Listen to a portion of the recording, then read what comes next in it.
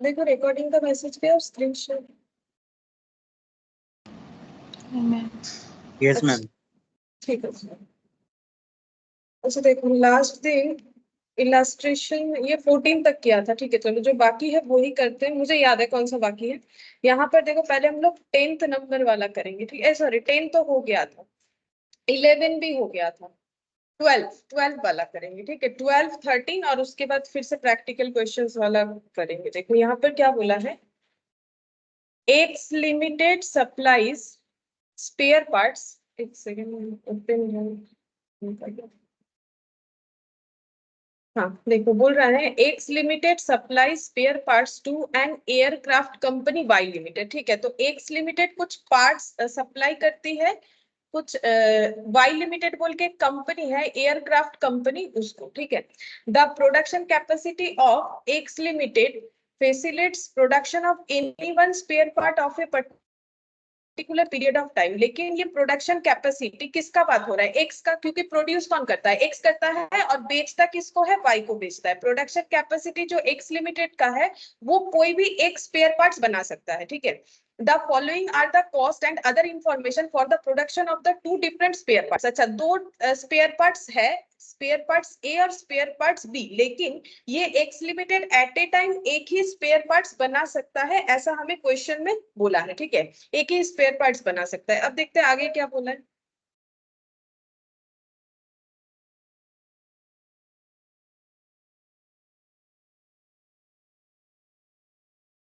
Good morning Shalini. Good morning Shalini. देखो तो यहाँ पर पार्ट ए, पार्ट ए और पार्ट बी, ठीक है।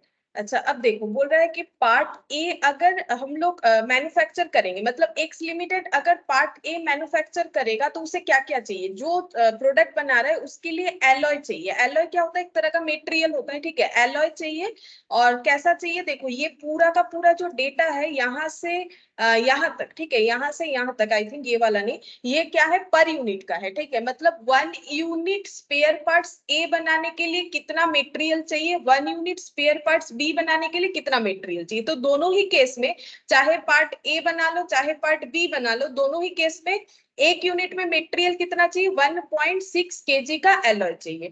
मशीन, अब देखो दो मशीन चाहिए, ये जो पार्ट ए है ये बनाने के लिए मशीन दो चाहिए, एक है मशीन पी और एक है मशीन क्यू। मतलब एक बार मशीन पी में मैन्युफैक्चर करना पड़ेगा फिर क्यू में करना पड़ेगा।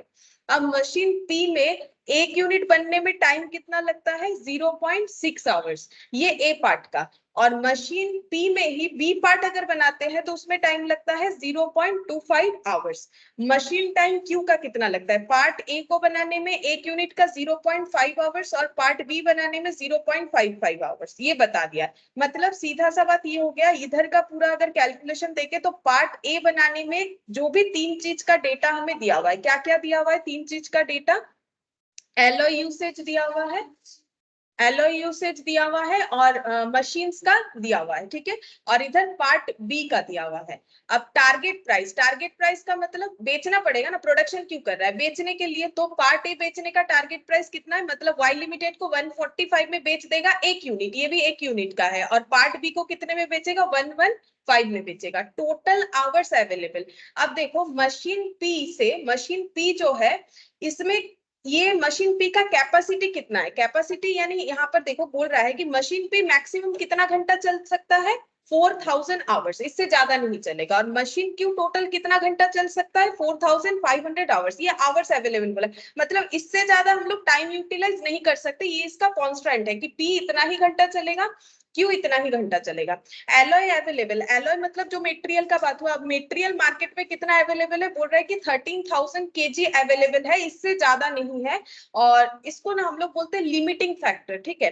लिमिटिंग फैक्टर का मतलब क्या होता है कि जब हमें किसी चीज का कांस्टेंट दे देता है, जैसे तुम लोग इकोनॉमिक्स में पढ़े होगे, 11 में भी पढ़े हो, मतलब 11 12 किस में होता है मुझे इतना याद नहीं है। तो इकोनॉमिक्स में क्या होता है, हम लोग पढ़ते हैं ना स्कार्सिटी, ठीक है। तो हम हमारे पास यहाँ पर क्या करना है कि जो भी है उसे मैक्सिमम कैसे हम लोग यूटिलाइज कर पाए, हमें ये सोचना पड़ेगा। भले ही हमारे पास अवेलेबिलिटी एलॉय का कम हो, भले ही हमारे पास टाइम रेस्ट्रिक्टेड हो, लेकिन उसी टाइम को और उसी मेटेरियल को बेस्ट तरीके से यूटिलाइज करके कितना बेस्ट हम लोग प्रोडक्शन दे सकते हैं वो हमें सोचना पड़ेगा, ठीक है। जैसे तुम लोग के पास टाइम कम हो तो क्या हुआ, उस कम टाइम में भी तुम लोग चाहो तो अच्छा कुछ परफॉर्मेंस कर सकते हो, मन में इच्छा होना चाहिए। वैसे ही हमें यहाँ पर क्या करना है, एक्स लिमिटेड को भी क्या करना है, ऐसा कुछ सोचना है कि ये सबको वो प्रॉपर यूटिलाइज कर पाए। भले इसके पास कांस्टेंट है कि पी को वो 4 घंटा ही चला पाएगा, क्यू को 4500 घंटा, एलॉय का यूसेज उसके पास सिर्फ अवेलेबल 13,000 केजी है।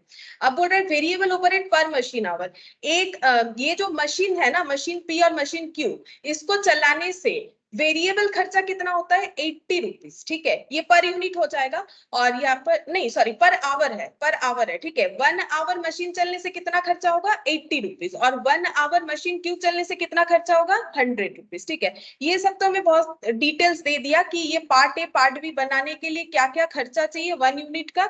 और अगर हम लोग और एक भी चीज पहले ही बताया था, दोनों पार्ट ये लोग नहीं बना सकते, या तो पार्ट ए बना लेंगे या तो पार्ट बी बना लेंगे, ठीक है। और उसके साथ इनका कुछ रेस्ट्रिक्शन भी दे दिया कि इनके पास मटेरियल का भी रेस्ट्रिक्शन है, टाइम का भी रेस्ट्रिक्शन है। अब पूछा क्या है, पहला question, identify the spare parts which will optimise contribution at the offered price, ठीक है। मतलब हमें बोल रहा है कि वो स्पेयर पार्ट्स आइडेंटिफाई करके हमें बताओ, मतलब पार्ट ए और पार्ट बी, इसमें से कौन सा प्रोडक्शन करने से इनको ऑप्टिमाइज होगा कंट्रीब्यूशन, मतलब मैक्सिमम कंट्रीब्यूशन वो अर्न कर पाएंगे, ये सब रेस्ट्रिक्शन होने के बाद भी, ठीक है, एट द ऑफर्ड प्राइस, ठीक है। मतलब ऑफर्ड प्राइस, क्योंकि कंट्रीब्यूशन कैसे निकलेगा, ऑफर्ड प्राइस मतलब तो सेल प्राइस की, कंपनी ने बोला है कि आप 145 में मुझे ये देना, 115 में ये देना, ये ऑफर प्राइस किसने दिया होगा, वाई लिमिटेड ने, ठीक है। अब एक्स लिमिटेड देखेगा कि अगर हम इस ऑफर प्राइस को एक्सेप्ट कर लेते हैं तो मेरा कितना कंट्रीब्यूशन होता है, ठीक है। तो उसे अपना कंट्रीब्यूशन चेक करना पड़ेगा, जो जिस प्रोडक्ट में, पार्ट ए या पार्ट बी, जिसमें उसका कंट्रीब्यूशन सबसे ज्यादा होगा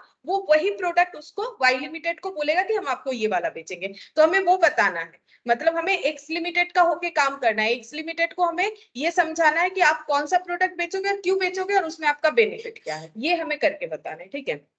अच्छा, तो सबसे पहले क्या आइडेंटिफाई करना पड़ेगा कि पार्ट ए बेचे या पार्ट बी, तो उसके लिए क्या पता करना पड़ेगा, बोलो कितना यूनिट पार्ट ए बना है, क्योंकि देखो कंट्रीब्यूशन, टोटल कंट्रीब्यूशन पता करना पड़ेगा किसमें ज्यादा है। तो अगर मुझे टोटल कंट्रीब्यूशन पता करना है तो मुझे क्या पता करना पड़ेगा, contribution per unit into number of unit, ठीक है।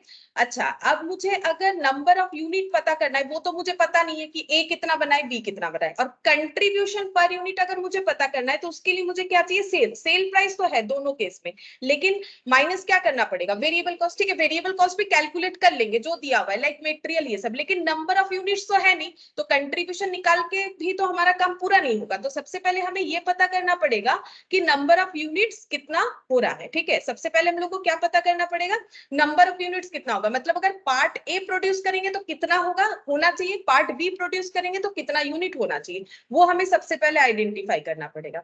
तो उसका प्रोसेस देखो, वो कैसे हम लोग आइडेंटिफाई कर सकते हैं। इस क्वेश्चन में यही वाला पॉइंट मेन है कि कैसे यूनिट को कैलकुलेट करोगे, ठीक है। अच्छा, तो चलो स्टार्ट करते हैं। यहाँ पर लिखो तुम लोग इलास्ट्रेशन 12,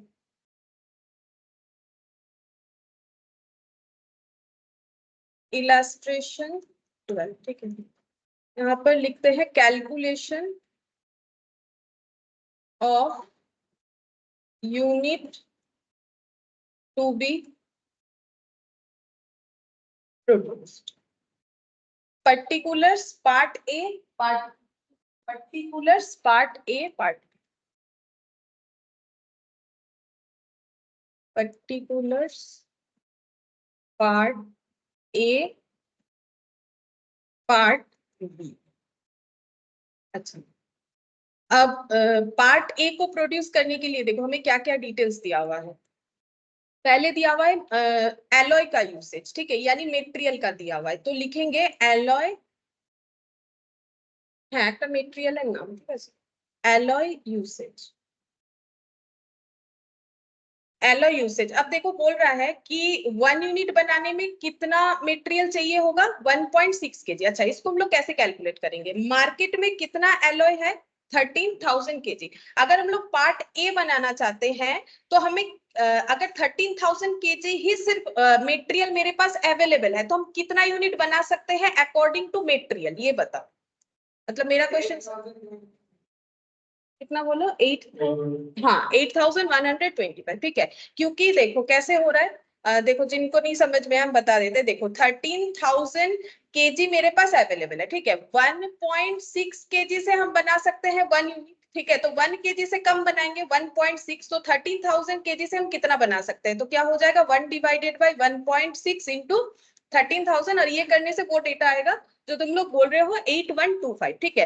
तो अगर पूरा अवेलेबल मटेरियल को यूज कर लिया जाता है तो पार्ट ए इतना बना सकते हैं। तो लिखो यहाँ पर 13,000 केजी डिवाइडेड बाय 1.6 केजी, ठीक है। तो यहाँ पर हो जाएगा 1.6 केजी पर यूनिट लिख दिया है मैंने, यहाँ पर हो जाएगा हम लोग का 8125 यूनिट, ठीक है। अच्छा, अब सेम तरीके से पार्ट बी का भी तुम लोग चाहो तो कैलकुलेट कर सकते हो। पार्ट बी के लिए भी अगर हम लोग पार्ट बी बनाने का टारगेट करते हैं तो भी मेरे पास एलॉय कितना है, वही 13,000 केजी। या तो हम ये बना सकते हैं या तो ये, दोनों तो नहीं बना सकते, लेकिन दोनों में चेक कर रहे हैं कौन सा मेरा ज्यादा बेनिफिट होगा। तो यहाँ पर भी वही 1.6 केजी करके ही था, देख लो यहाँ पर भी मैन्युफैक्चरिंग का जो डेटा है 1.6 केजी करके ही था पर यूनिट। तो इसका मतलब अगेन हम लोग एलॉय के अकॉर्डिंग 8125 यूनिट बना सकते हैं बी, ठीक है, पार्ट बी। अच्छा, अब एलॉय के अलावा और दो चीज हमें दिया हुआ है, मशीन ए का पी का यूटिलाइजेशन, मशीन क्यू का यूटिलाइजेशन, ठीक है। अब लिखो मशीन पी, ठीक है। इसमें टोटल कितना घंटा काम हो सकता है, मैक्सिमम 4,000 आवर्स काम हो सकता है, ठीक है। तो यहाँ पर ब्रैकेट में हम लिख लेते हैं एक बार 4,000 आवर्स काम हो सकता है। अच्छा, अब अगर 4,000 आवर्स काम हो सकता है 1 यूनिट बनाने में, पार्ट ए को टाइम लगता है मशीन पी में कितना 0.6 आवर्स। तो 4,000 आवर्स में कितना यूनिट बना पाए, निकालना पड़ेगा। सेम तरीके से निकालो जैसे मटेरियल का निकाला है। हाँ 6,666, ये देखो 0.6 आवर्स में कितना यूनिट बनेगा 1 यूनिट, ठीक है। तो 1 आवर में तो कम ही बनेगा, ठीक है। तो 1 डिवाइडेड बाय 0.6 हो जाएगा। तो हम लोग को फाइंड आउट करना है 4,000 आवर्स में कितना बन सकता है। तो 4,000 डिवाइडेड बाय 0.6 करने से ही तुम लोग के पास यूनिट का डेटा आ जाएगा। तो यहाँ पर लिख लो 4,000 hours divided by 0.6 hours per unit, ठीक है। तो यहाँ पर आंसर आ जाएगा डिवाइड करने से कितना 6,666 यूनिट, ठीक है। और इसी पी मशीन्स को अगर हम लोग पार्ट बी को बनाने में यूज करते हैं तो आवर्स तो मेरा वही फिक्स्ड है, क्योंकि मशीन पी हमें 4,000 घंटा ही सपोर्ट दे सकता है, इससे ज्यादा नहीं। लेकिन इसमें टाइम लगता है 0.25, तो 0.6 के जगह कैलकुलेशन में 0.25 दे लो, हो जाएगा, ठीक है। तो 0.25 बहुत अच्छा है 16,000 पर यूनिट, ठीक है। तो यहाँ पर आंसर आ जाएगा हम लोग का 16,000 यूनिट, ठीक है। तो मशीन पी के अकॉर्डिंग हम लोग का ये बनेगा 16,000 यूनिट, ठीक है, पार्ट बी। अब हम लोग मशीन क्यू का देखें, मशीन क्यू, ठीक है। अच्छा, इसका टाइम अवेलेबिलिटी कितना है 4,500। अच्छा, अब इसमें भी कैलकुलेट करते हैं, सेम तरीके से होगा 4,500 डिवाइडेड बाय कितना हो जाएगा 0.5,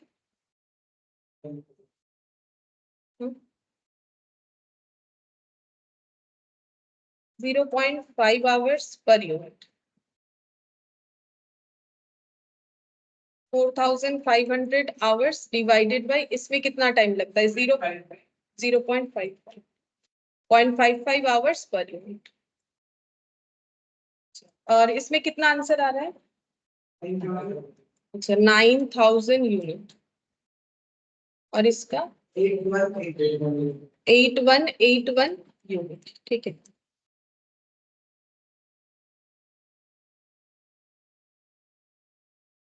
अच्छा, हम लोगों ने सब ऑप्शंस हमारे पास ले लिया कि क्या क्या हो सकता है, ठीक है। अब इसमें से चूज करेंगे कि अब कौन सा लेना चाहिए, मेरे पास इतना सारा ऑप्शन अवेलेबल है, ठीक है। अगर हम लोग यहाँ पर पहले ये देखेंगे कि पार्ट ए अगर बनाएंगे तो कितना यूनिट बना सकते हैं, क्योंकि हमारे पास तो अलग अलग यूनिट आ गया, यहाँ भी अलग अलग यूनिट आ गया अकॉर्डिंग टू पी क्यू और एलॉय यूसेज। अब इस प्रोडक्ट को बनाने के लिए, पार्ट ए को बनाने के लिए हमें एलॉय भी चाहिए, पी मशीन भी चाहिए, क्यू मशीन भी चाहिए। पार्ट बी को भी बनाएंगे तो एलॉय भी चाहिए, पी भी चाहिए, क्यू भी चाहिए। तो हमें कितना यूनिट बनाना चाहिए, ठीक है। तो इसका कंसेप्ट कैसे हमें समझना पड़ेगा, देखो अब बोलो तुम लोग कितना यूनिट बनाना चाहते हो, 8125, 6666 या फिर 9000। पहले पार्ट ए का ही पूछते हैं, कौन सा यूनिट बनाना बेनिफिट होगा। 9000 ऐसा लग रहा है क्योंकि ज्यादा है इसीलिए, तो 9000 यूनिट तो बना लेंगे जो कि क्यू मशीन का कैपेसिटी है, लेकिन मेरे पास मेटेरियल कितना है, कितना यूनिट बनाने के लिए है, तो फिर क्या हम 9000 बना पाएंगे, नहीं, ठीक है, ऐसे सोचना पड़ेगा। देखो मेरे पास मेटेरियल अवेलेबिलिटी कितना है, 8125 यूनिट, तो हम मैक्सिमम मेटेरियल के रेस्पेक्ट में देखें तो इतना ही बना सकते हैं, इससे ज्यादा नहीं बना सकते, तो यानी 9000 तो मेरे लिए पॉसिबल नहीं होगा, ठीक है। अच्छा अब लेकिन मुझे ये पार्ट ए को बनाने के लिए मुझे ये तीनों चीज का जरूरत होता है, ठीक है। तो मेरा क्यू मशीन्स तो आउट हो गया, क्यू मशीन्स का कैपेसिटी के अकॉर्डिंग हम लोग आइडेंटिफाई नहीं कर सकते। अब इन दोनों में चेक करो, देखो एलॉय मेरे पास 8125 यूनिट बनाने के लिए भले ही है, लेकिन मशीन पी मुझे कितना यूनिट प्रोड्यूस करके दे सकता है, तो फिर हम कितना बना सकते हैं मैक्सिमम, हाँ, क्योंकि मशीन पी में भी तो मुझे प्रोडक्ट को देना पड़ेगा, क्यू में भी मुझे देना पड़ेगा, एलॉय का भी यूसेज करना पड़ेगा, तो इसका मतलब जो लोअर ऑफ द अबव होगा वही मेरा आंसर।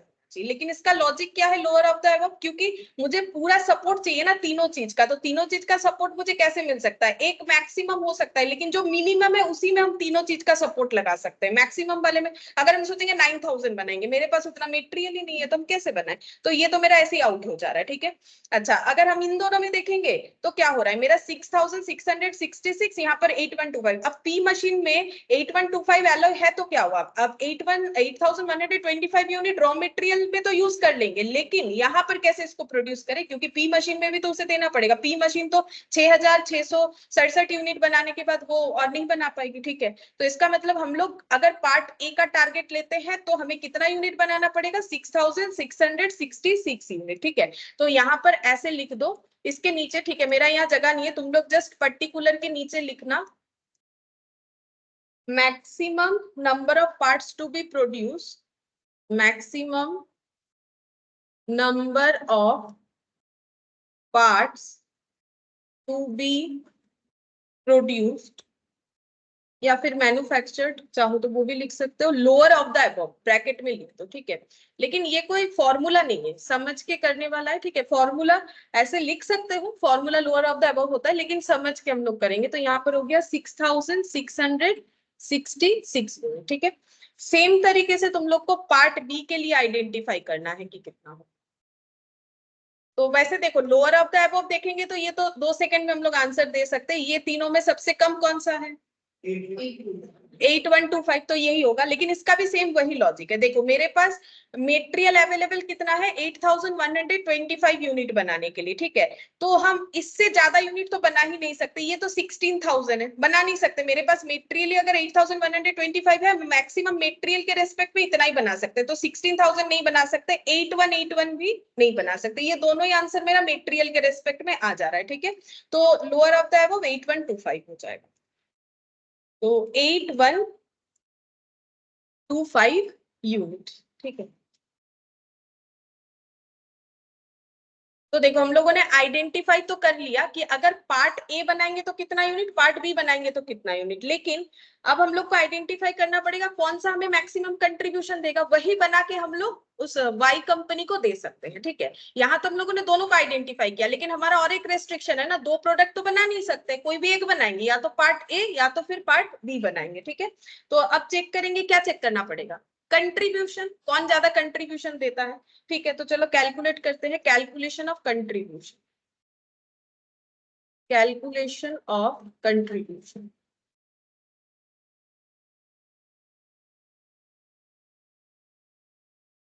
पर्टिकुलर्स ए बी, मतलब part A part, particulars product का नाम है पार्ट ए पार्ट बी, ठीक है। अच्छा कंट्रीब्यूशन कैसे निकालेंगे, सेल्स माइनस वेरिएबल कॉस्ट करके, ठीक है। सेल्स हमें गिवन है क्वेश्चन में, ठीक है, सेल्स गिवन है क्वेश्चन में, ये देखो 145 और 115, ये एक एक यूनिट का दिया हुआ है, ठीक है। सेल्स जो हमें दिया हुआ है ये पर यूनिट का दिया हुआ है, पर यूनिट दिया हुआ है 145 और 150, ठीक है। अब लेस करेंगे इसमें से वेरिएबल कॉस्ट, वेरिएबल कॉस्ट में पहला क्या है, मेटेरियल है, ठीक है। मेटेरियल तो वेरिएबल होता है ना, मेटेरियल तो हमारे प्रोडक्ट के जितना सारा यूनिट होगा उसके अकॉर्डिंग यूज होता है, तो मेटेरियल। अच्छा, मेटेरियल का हम लोग का पर यूनिट का कॉस्ट कितना यहाँ पर बताया है, देखो कैसे कैलकुलेट करना पड़ेगा। 1 kg मेटेरियल का कॉस्ट कितना है 12.50। अगर हम लोग पार्ट ए बनाते हैं तो 1 यूनिट बनाने में कितना मेटेरियल चाहिए 1.6 kg, और 1 kg मेटेरियल कितने में मिलता है 12.50, तो फिर 1 यूनिट पार्ट ए बनाने में कितना मेटेरियल चाहिए।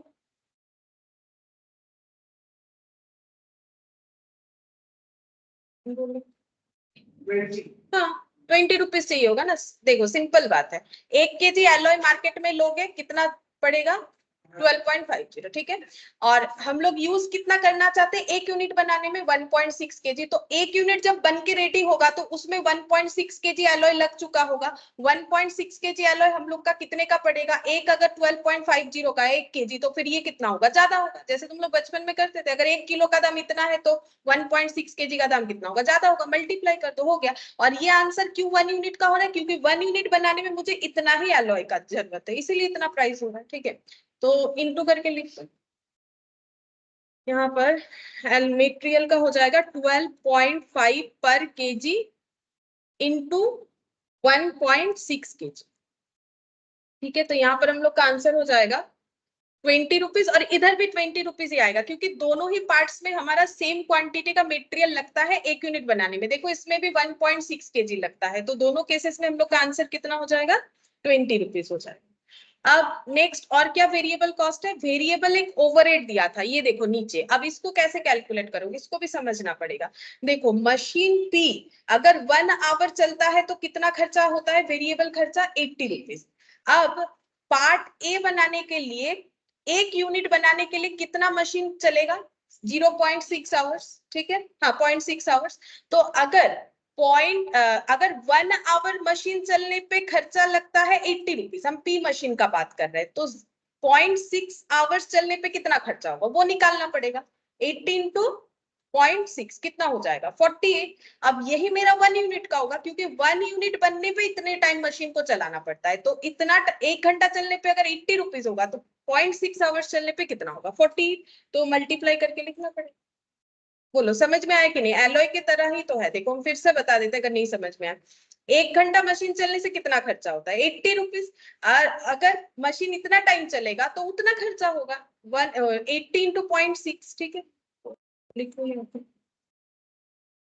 यहाँ पर लिखेंगे वेरिएबल ओवरहेड, वेरिएबल ओवरहेड, ठीक है, वेरिएबल ओवरहेड यहाँ पर हो जाएगा हम लोग का मशीन पी, ऐसे लिखना पड़ेगा, और मशीन क्यू, ठीक है। अच्छा, अब मशीन पी का 80 इंटू 0.6 यहाँ पर लिखेंगे 80, इधर लिखेंगे तो फिर लिखने में भी यहाँ पर ब्रैकेट दे देते हैं, एक हो जाएगा 80 इंटू 0.6, और यहाँ एक स्लैश लगा दिया मैंने, पार्ट बी के लिए हो जाएगा हम लोग का 80 इंटू 0.25, 80 इंटू 0.25, ठीक है। तो ये हो रहा है हम लोग का कितना 48 रुपीज, और ये वाला कितना होगा पार्ट बी वाला 80 इंटू 0.25, देखना 20, 25%, हाँ 20 होगा।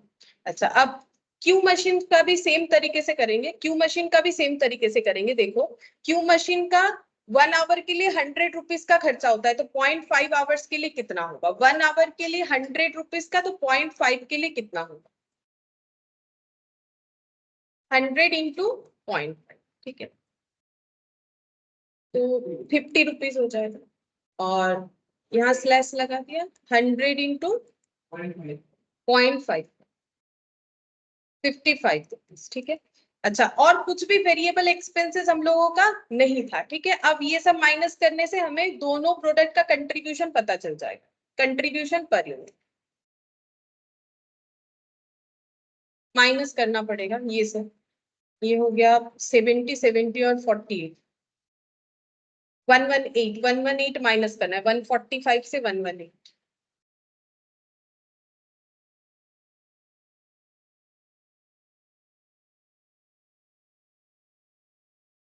27, 95 माइनस होगा 25 है ना,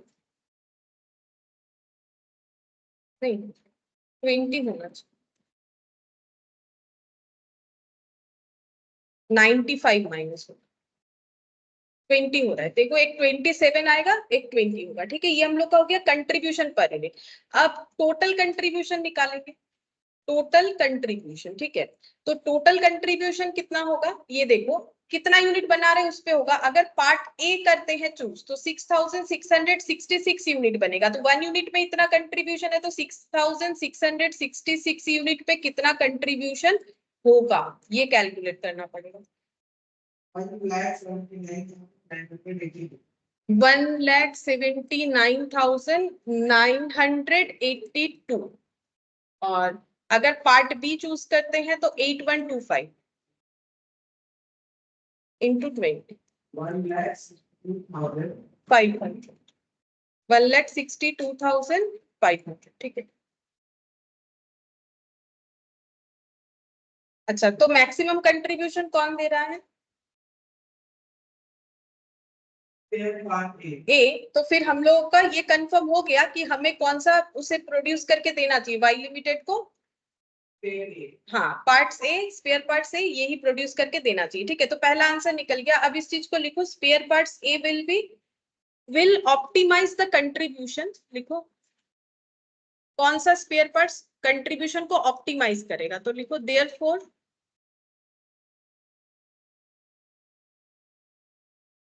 स्पेयर पार्ट्स। तुम लोग अपने लैंग्वेज में भी लिख सकते हो, पूछा है कि कौन सा उनको प्रोवाइड करना है। Spare parts A will optimize the contribution।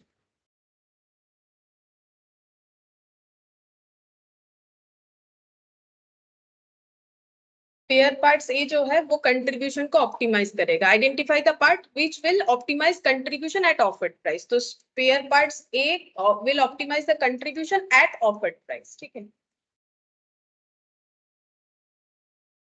अच्छा पहला आंसर हम लोग का कंप्लीट हो गया।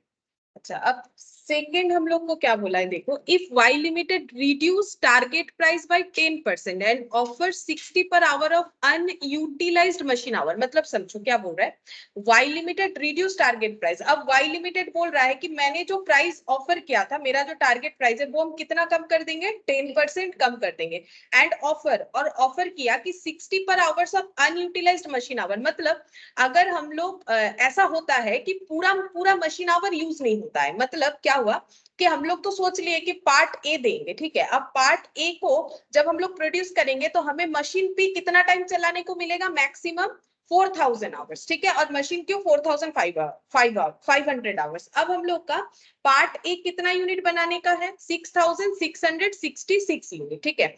अब ये यूनिट बनाने के लिए जरूरी तो नहीं है कि पूरा 4 घंटा ही लगेगा, वो तो हमें चेक करना पड़ेगा, या फिर पूरा 4,500 घंटा यूटिलाइज्ड होगा ही होगा।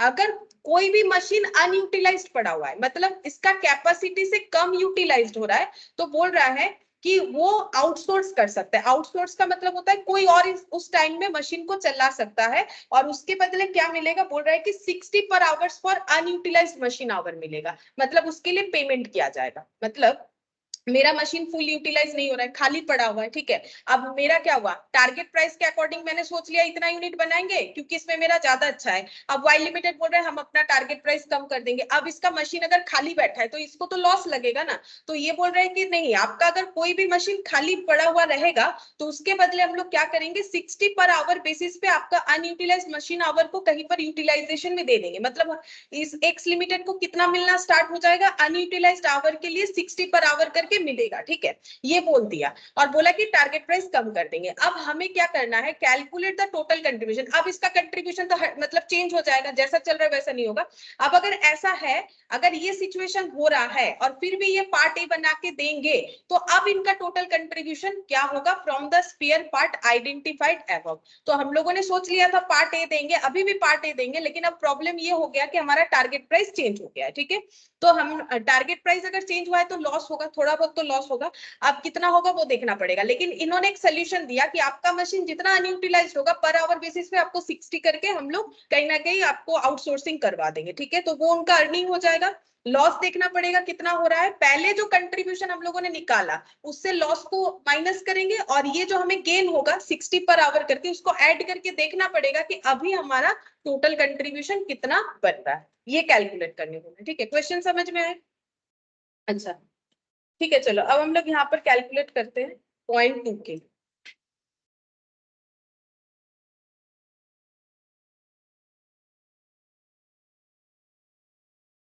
पर्टिकुलर्स पार्ट ए। देखो पार्ट ए बनाएंगे ये कंफर्म हो गया, ठीक है, तो यहाँ पर लिखो parts to be manufactured. Good afternoon.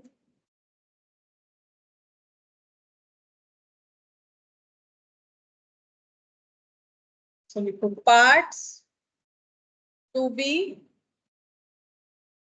Manufactured 6666 unit, ये तो हम लोग बनाएंगे, ये तो हमारा कंफर्म है। ठीक है, अब देखते हैं इसमें मशीन पे कितना यूज होगा, क्योंकि हमें बोला है ना आप देख लो कि आपका कुछ अनयूटिलाइज्ड मशीन आवर है तो उसके बदले आपको पेमेंट मिलेगा पर आवर बेसिस पे। तो अब देखते हैं machine P to be used कितना हो रहा है, कितना यूज कर पा रहे हैं। तो कैसे आइडेंटिफाई करोगे? देखो मशीन पी हम लोग का कितना यूटिलाइज करना है, 4000 आवर्स। हाँ अब देखो 1 यूनिट बनाने में कितना टाइम लगता है, 0.6 आवर्स। तो कैसे चेक करोगे, 6666 यूनिट बनाने में कितना टाइम लगेगा, क्योंकि हमारा यूनिट तो फिक्स्ड हो गया है। अब चेक करो 6666 यूनिट बनाने में कितना टाइम लगेगा। अगर 1 यूनिट बनाने में 0.6 आवर्स लगता है तो इतना यूनिट बनाने में कितना टाइम लगेगा, मल्टीप्लाई करो, पॉइंट में आएगा शायद, मतलब 4000 ही होगा वो, क्योंकि पॉइंट था ना उसके बाद 666.66। ठीक है, तो 6666 इंटू 0.6। ये इतना नहीं लिख के तुम लोग, वैसे भी पॉइंट के बाद 6 आ रहा है वो 4000 होगा। और अगर तुम लोग पूरा ये 666 जैसे कैलकुलेट किए थे डायरेक्टली, अगर फिर उसको कैलकुलेट करके इंटू 0.6 करते हो तो तुम लोग को पूरा राउंड में ही आंसर मिल जाएगा। जो मैंने बोला था कैलकुलेटर में जितना बार 6 होगा पूरा लिखते जाओ, इंटू 0.6 करो। ठीक है, तो ये हम लोग का कितना हो गया, 4000 आवर्स। तो इसका मतलब मशीन पी के लिए कोई आउटसोर्सिंग का ऑप्शन नहीं है। क्यों नहीं है बोलो, 4000 आवर्स तो हम लोग यूटिलाइज कर ले रहे हैं और इसका तो मैक्सिमम आवर्स 4000 ही था, तो मशीन पी को आउटसोर्स नहीं कर सकते हैं। ठीक है, अब मशीन क्यू का आउटसोर्सिंग होगा कि नहीं वो चेक करना पड़ेगा। Machine Q to be used. अब मशीन क्यू एक यूनिट बनाने में टाइम लेता है 0.5। ठीक है, हम लोग सिर्फ पार्ट ए का ही देखेंगे। अब तुम लोग पार्ट बी में मत जाना, क्योंकि वो तो मैं हम लोग का पहले हम लोगों ने उससे कैंसिल कर दिया है। ठीक है, आवर्स अब देख लो कितना होगा।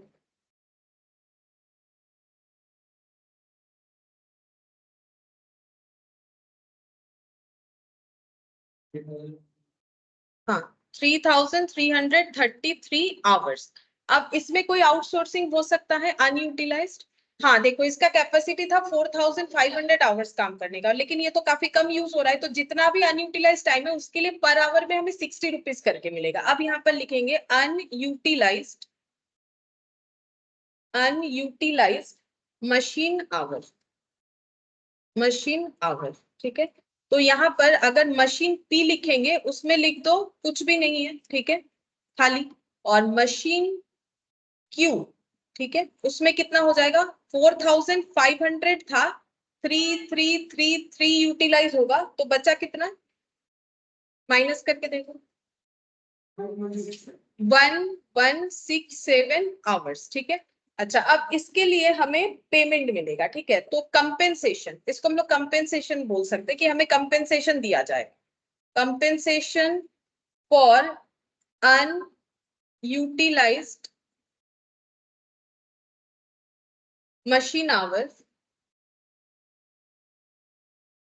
इक्वल टू 1167 और पर आवर पे 60 रुपीज करके दिया जाएगा, ऐसा क्वेश्चन ही बता दिया था। ये देखो 70,000 20 होता है, 20 70,020 रुपीज। ठीक है, 70,020 रुपीज, ये रुपीज का साइन दिया है मैंने, टू जैसा 70,020 रुपीज। ₹70,020 हमें मिल जाएगा, ठीक है। और ये तो हम लोगों ने जो कंपेंसेशन है वो चेक कर लिया। अब क्योंकि सेल प्राइस रिड्यूस कर दिया है तो अब हमें देखना पड़ेगा कि सेल प्राइस रिडक्शन होने के बाद हम लोगों को सेल करके कितना मिलेगा, ठीक है। तो यहाँ पर चेक करते हैं, रिडक्शन आफ्टर, लिख देते हैं, after reduction in sale price by 10%, sales value equal to, sales value equal to कितना होगा, इसका टारगेट प्राइस कितना था, 145 था, इसको 10% कम कर दो, मतलब 145 माइनस 145 इंटू 10%, कितना, 130.5, अच्छा 130.5 इंटू ये 666 कर दो पूरा, तो वैल्यू निकल जाएगा। मतलब हम पूरा सेल्स वैल्यू निकाल रहे हैं, मतलब ये तो पर यूनिट आ जाएगा, जितना भी तुम लोग बोल रहे हो 135 पॉइंट जो भी आ रहा है इंटू 6666, ये पूरा करने से सेल्स वैल्यू निकल जाएगा।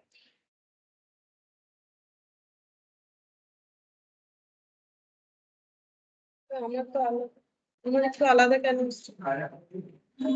145, দেখছি আমার একটু আনসারটা মিসম্যাচ কেন হচ্ছে। टोटल कंट्रीब्यूशन नया होगा, हाँ नया वाला ही तो करेंगे, वही समझ में आया कैसे करेंगे। हाँ ये पुराना टारगेट प्राइस को 10% से कम कर दो, हाँ 145 को 10% से कम कर देते हैं ना, देखो ना कितना, माइनस 145, 130.5 इंटू, ये तो एक यूनिट का हो गया, लेकिन बेचना कितना है, बेचना तो वही 6666 ही बेचना है, तो कितना आएगा, मेरा कुछ अलग अमाउंट क्यों आ जा रहा है बार बार, 145 इंटू 10% माइनस 145, 130.5 इंटू 6666 into 6,666, 8,69,930। अच्छा हाँ ठीक है, ये कर, अच्छा देखो हाँ यहाँ पर हम लोग का लॉस कितना होगा उस पे चेक करने से ठीक होगा, चलो कोई बात नहीं, ये भी ऐसे भी कर सकते हैं, चलो लिख लो कितना आ रहा है, इसमें हम लोग देख लेंगे उसके बाद। यहाँ पर आ रहा है हम लोग का 8,69,913, 8,69,913, ये हम लोग का टोटल सेल्स वैल्यू अब हो रहा है, ठीक है, ये निकाल लिया। अच्छा अब हम लोग को फाइंड आउट करना पड़ेगा कि टोटल कंट्रीब्यूशन हम लोग का अब कितना हो रहा है, ठीक है, identified the, calculate the total contribution, ठीक है, चलो अब कैलकुलेट करते हैं। Total contribution equal to, total contribution equal to, अच्छा सेल्स, हम लोग को क्या करना पड़ेगा, देखो पहले हम लोग का कंट्रीब्यूशन कितना आया था, 1,79,982, ये लिखेंगे, लिखो 1,79,982, ठीक है, ये हम लोग का पहले का कंट्रीब्यूशन है, ठीक है। और अभी हम लोग का कंट्रीब्यूशन लॉस कितना हुआ है वो चेक करना पड़ेगा, ठीक है, वो मैंने टोटल सेल्स वैल्यू निकाला है, लेकिन इसमें हम लोग को कंट्रीब्यूशन लॉस कितना हो रहा है, जितना से हम लोग का सेल प्राइस रिड्यूस हो रहा है 10% से, 10% रिड्यूस होने के लिए ये जो वैल्यू आ रहा है कितना आ रहा है, 14.5, कंट्रीब्यूशन लॉस कितना होगा, 14.5 होगा कि नहीं, देखो हम, मेरा कंट्रीब्यूशन कितना आ रहा था, सेल्स के अकॉर्डिंग मेरा कंट्रीब्यूशन आया था 1,79,982। अब अगर मेरा प्राइस जो है, सेल प्राइस अगर 10% रिड्यूस होगा तो मेरा कंट्रीब्यूशन भी उतना से ही तो हैम्पर होगा, तो कितना हो रहा है 10% मतलब 14.5, तो 14.5 करके हम लोग कितने यूनिट पे लॉस करेंगे, वही 6,666 यूनिट पे लॉस करेंगे, तो ये मुझे माइनस कर देना चाहिए क्योंकि ये हम और अर्न नहीं कर पाएंगे, ठीक है। और जो मुझे कंपेंसेशन मिल रहा है उसको ऐड कर दो, जो ये अनयूटिलाइज्ड मशीन आवर का जो कि मेरा कितना था, 70,020 ठीक है, देखो कितना है, 1,79,982 माइनस 14.5 into 6,666, 96,657, प्लस 70,020 रुपीज।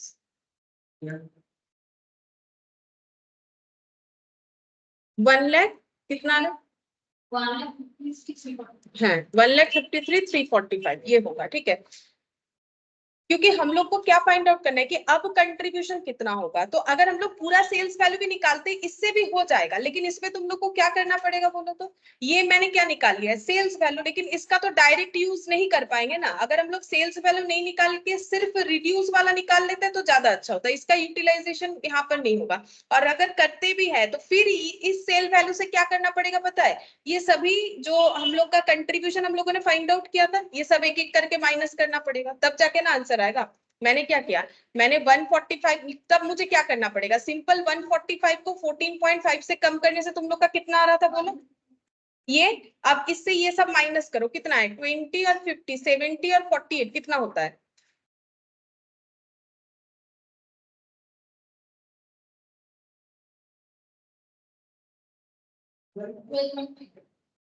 এটা কত, এটা অ্যাড করলে কত হচ্ছে 118.0 हो रहा है शायद, देख।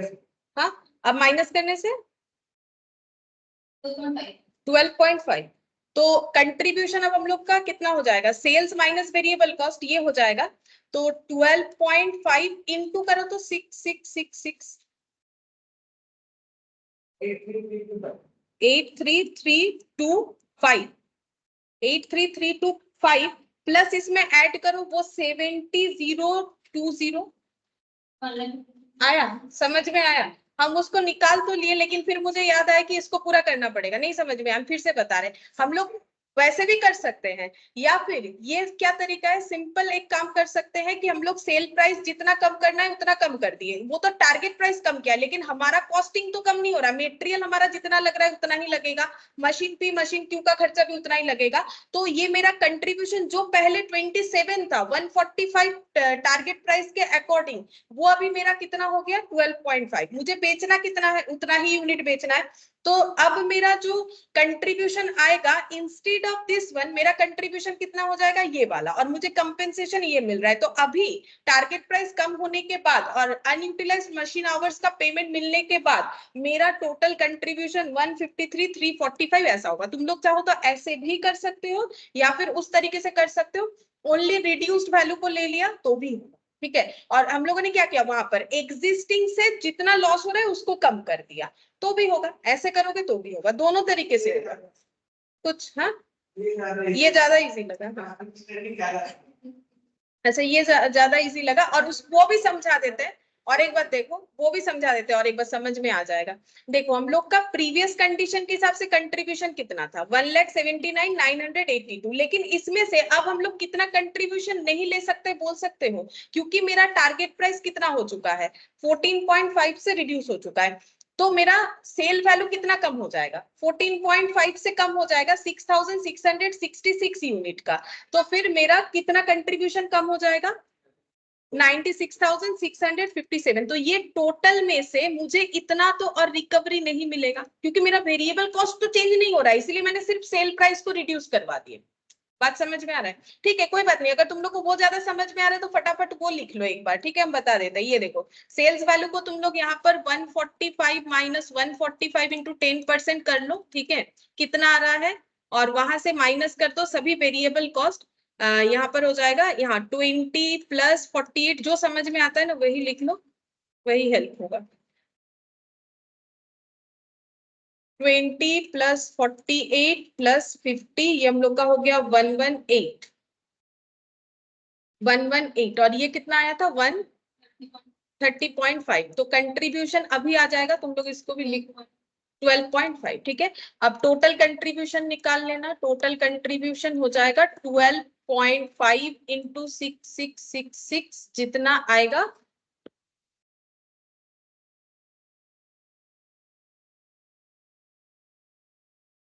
हो गया, प्लस कंपेंसेशन वाला अमाउंट वो हमें मिल रहा है, ठीक है। कंपेंसेशन वाला हम लोग का हो रहा है 70,020 और ये लिख के तुम लोग लिख लो, ये ज्यादा टाइम लगेगा नहीं, 2 सेकंड में हो जाएगा, लिख लो।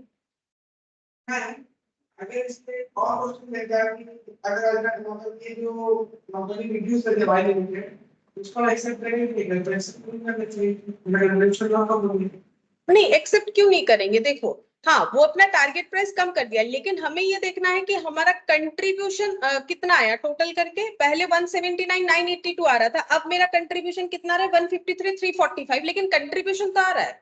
अगर मेरा प्रॉफिटेबल है तो हम कर सकते हैं। टारगेट प्राइस मुझे कम कर दिया, अब कंपनी को अगर लगता है कि मुझे इतना कंट्रीब्यूशन चाहिए तो वो कर सकता है, लॉस तो नहीं हो रहा है। अब फिक्स्ड कॉस्ट तो यहाँ दिया नहीं है, अब फिक्स्ड कॉस्ट के ऊपर डिपेंड करेगा। वो क्वेश्चन तब बन सकता है कि मुझे ऑफर एक्सेप्ट करना चाहिए या नहीं। तो कंट्रीब्यूशन तो बन रहा है, वेरिएबल कॉस्ट तो रिकवर है, चाहे सिचुएशन ये हो चाहे सिचुएशन ये हो, दोनों सिचुएशन में हम वेरिएबल कॉस्ट तो निकाल पा रहे हैं। हाँ कंट्रीब्यूशन मेरा कम हो जा रहा है, लेकिन अब मुझे देखना पड़ेगा कि फिक्स्ड कॉस्ट क्या है। कहीं मेरा टारगेट प्राइस कम होने से, कंट्रीब्यूशन कम होने से अगर हम फिक्स्ड कॉस्ट पे नहीं कर पा रहे, अगर नॉट प्रॉफिटेबल है तो फिर नहीं लेना चाहिए, और अगर प्रॉफिटेबल होगा तो ले सकते हैं। और अगर मुझे लगता है कि मुझे कम प्रॉफिट नहीं चाहिए, मेरा टारगेट प्रॉफिट इतना था लेकिन इतना नहीं हो रहा है, तो नहीं लेंगे। वो डिपेंड करेगा कि कंपनी क्या बोल रही है। लेकिन यहाँ पर तो फिक्स्ड कॉस्ट दिया नहीं है, तो प्रॉफिट के अकॉर्डिंग तो आंसर दे नहीं सकते। हाँ कंट्रीब्यूशन हमारा कम हुआ है, और अगर जो कंपनी एक उसे लगता है कि हम कम कंट्रीब्यूशन में भी ये ऑफर एक्सेप्ट करना चाहते हैं तो वो करेगी, अगर नहीं करना चाहती है नहीं करेगी। ठीक है, इस तरीके से। क्यों, हर तरीके का काम होता है, ऑडिट का होता है, ये एक तो कॉस्टिंग का काम है। अगर मैन्युफैक्चरिंग कंपनी में जाओगे तो डिसीजन मेकिंग दोगे, अगर कुछ और जैसे जैसा अलग अलग सेक्टर होता है, अकाउंट्स का सेक्टर होता है, ऑडिट का सेक्टर होता है, कॉस्ट का सेक्टर होता है, अपना अपना चॉइस है। ठीक है, जो सेक्टर में जाओगे वैसा ही काम करोगे। मतलब सेक्टर ऐसा थोड़ी होता है, जैसे देखो हम लोग बचपन से कितना कुछ पढ़ते हैं, तो सेक्टर अलग अलग तो हो ही सकता है ना, ऐसा जरूरी तो नहीं है। अब अपने अपने इंटरेस्ट पे तुम लोग अपना सेक्टर चूज करो कि ये काम अच्छा नहीं लगेगा, अच्छा तो है।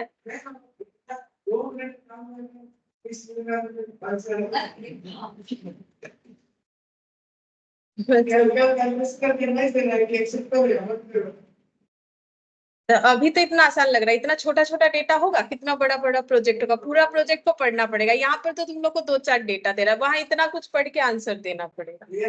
इतना छोटा प्रोजेक्ट तो होगा नहीं, एक पेज का प्रोजेक्ट, एक क्या आधा भी नहीं। अच्छा देखो, the profit for the year of RJ Limited work out to 12.5% of capital employed and the relevant figures are as under। RJ Limited जो है वो कैपिटल जो लगाया है उसमें उसको रिटर्न कितना चाहिए 12.5%। ठीक है, सेल्स इतना है, डायरेक्ट मटेरियल इतना है, डायरेक्ट लेबर इतना है, वेरिएबल ओवरहेड और कैपिटल एम्प्लॉयड इतना है। The new sales manager who has joined the company recently estimate for next year a profit about 23% on capital employed। अच्छा, ये तो अभी तो कंपनी कमा रही है 12.5%, और जो नए सेल्स मैनेजर है वो टारगेट फिक्स कर रहे हैं कि इस कंपनी का प्रॉफिट हम कितना तक लेके चले जाएंगे, कैपिटल एम्प्लॉयड का 23%, provided the volume of sales is increase by 10%। लेकिन वो बोल रहे हैं ऐसे ही तो नहीं प्रॉफिट बढ़ा सकते ना, प्रॉफिट कैसे बढ़ सकता है, या तो सेल प्राइस बढ़ाएंगे या फिर ज्यादा क्वांटिटी में बेचेंगे। तो ये बोल रहे हैं हम लोग 23% तक पहुंच सकते हैं, मेरा जो टारगेट है, लेकिन हम लोग को क्या करना पड़ेगा, सेल्स वैल्यू को कितना बढ़ाना है 10%। And simultaneously there is an increase in selling price of 4%। Selling price को कितना बढ़ाना है 4% से बढ़ा देना है। मतलब दोनों जो चीज जरूरत होता है नॉर्मली प्रॉफिट को बढ़ाने के लिए, दोनों को ही इंक्रीज करने का सोच रहे हैं। And an overall cost reduction in all elements of cost by 2%। देखो प्रॉफिट कैसे कमा सकते हैं, जो खर्चा लग रहा है उसको कम करना पड़ेगा, सेलिंग प्राइस बढ़ाना पड़ेगा, सेलिंग क्वांटिटी बढ़ाना पड़ेगा। तो तीनों चीज ये सोच लिए है और परसेंटेज वगैरह भी निकाल लिए। ठीक है, तो ये बोल रहे हैं कि 23% प्रॉफिट के लिए 10% सेल्स वॉल्यूम बढ़ाएंगे। ठीक है, 10% से सेल्स वॉल्यूम बढ़ाएंगे, 4% से सेलिंग प्राइस बढ़ाएंगे और 2% से सभी कॉस्ट को रिड्यूस करने का कोशिश करेंगे। ठीक है, तो अब बोल रहा है देखो यहाँ पर अगर ये सब कर लेते हैं, इसके बाद शायद एक लाइन होगा question. Find out by computing in details the cost and profit for the next year whether the proposal of sales manager can be adopted। मतलब अगर कॉस्ट को रिड्यूस कर लेते हैं, सेल प्राइस को बढ़ा देते हैं, सेल्स वॉल्यूम को बढ़ा देते हैं, तो क्या हम लोग उतना टारगेट अचीव कर लेंगे जो वो बता रहे हैं, दैट इज 23%। अगर कर लेंगे तो वो हमें फाइंड आउट करके बताना चाहिए कि सेल्स मैनेजर का प्रपोजल हमें एक्सेप्ट करना चाहिए कि नहीं करना चाहिए। तो अगर ये सब झमेला करने के बाद, ठीक है, ये और ये, ठीक है, ये सब झमेला करने के बाद अगर 23% तक पहुंच जाते हैं तो फिर हम लोग क्या करेंगे, सेल्स मैनेजर का प्रपोजल, मतलब ये इतना मेहनत करेंगे क्योंकि देखो बोलने से ही तो और कॉस्ट कम नहीं हो जाता है, मतलब जिस सप्लायर से ले रहे थे उससे नहीं लेके कहीं और ढूंढना पड़ेगा, सस्ते में कहाँ मिलेगा, अच्छा चीज मिलना चाहिए, क्वालिटी तो कॉम्प्रोमाइज नहीं कर सकते, नहीं तो प्रोडक्ट नहीं बिकेगा। अचानक से प्राइस बढ़ाओगे तो ये सब मतलब ये सब तो मेहनत का काम है ना। फिर सेल प्राइस बढ़ेगा, एडवर्टाइज करना पड़ेगा, लोगों को समझाना पड़ेगा क्यों प्राइस बढ़ गया, कुछ ऐसा वैसा समझाना पड़ेगा कि और भी बेटर क्वालिटी, तभी तो लोग खरीदेंगे। तो इतना मेहनत के बाद अगर 23% तक नहीं पहुंचते हैं तो करने का कोई फायदा नहीं है। तो चेक करके हमें बताना है कि इतने मेहनत के बाद हम लोग 23% तक पहुंच पाएंगे या नहीं पहुंच पाएंगे। तो ये देखो कॉस्ट रिलेटेड क्वेश्चन क्या बोले, ये सभी रिलेटेड है, कॉस्ट बोल लो, अकाउंट्स बोल लो, एफएम बोल लो, सभी से रिलेट कर ले। तो अब बताओ क्या होगा, मतलब रियल लाइफ का क्वेश्चन है, बोल सकते हो। अगर तुम लोग के पास ऐसा कोई अप्रोच आ गया तो तुम लोग क्या आंसर दोगे, बोलो। करो करो, कैलकुलेट करो, कैसे करके करोगे देखो।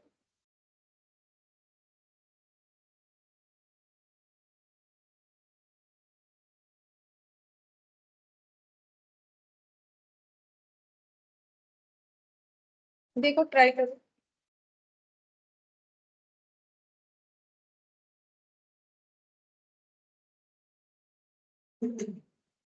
पहले क्या करोगे ये सोच के मुझे बताओ कि क्या करना चाहिए। तो क्या करोगे, सिंपल जो भी इन्होंने एप्लीकेशंस दिया है वो सब एप्लीकेशंस को अप्लाई करके चेक करो कि प्रॉफिट परसेंटेज 23 तक जाता है या नहीं जाता है।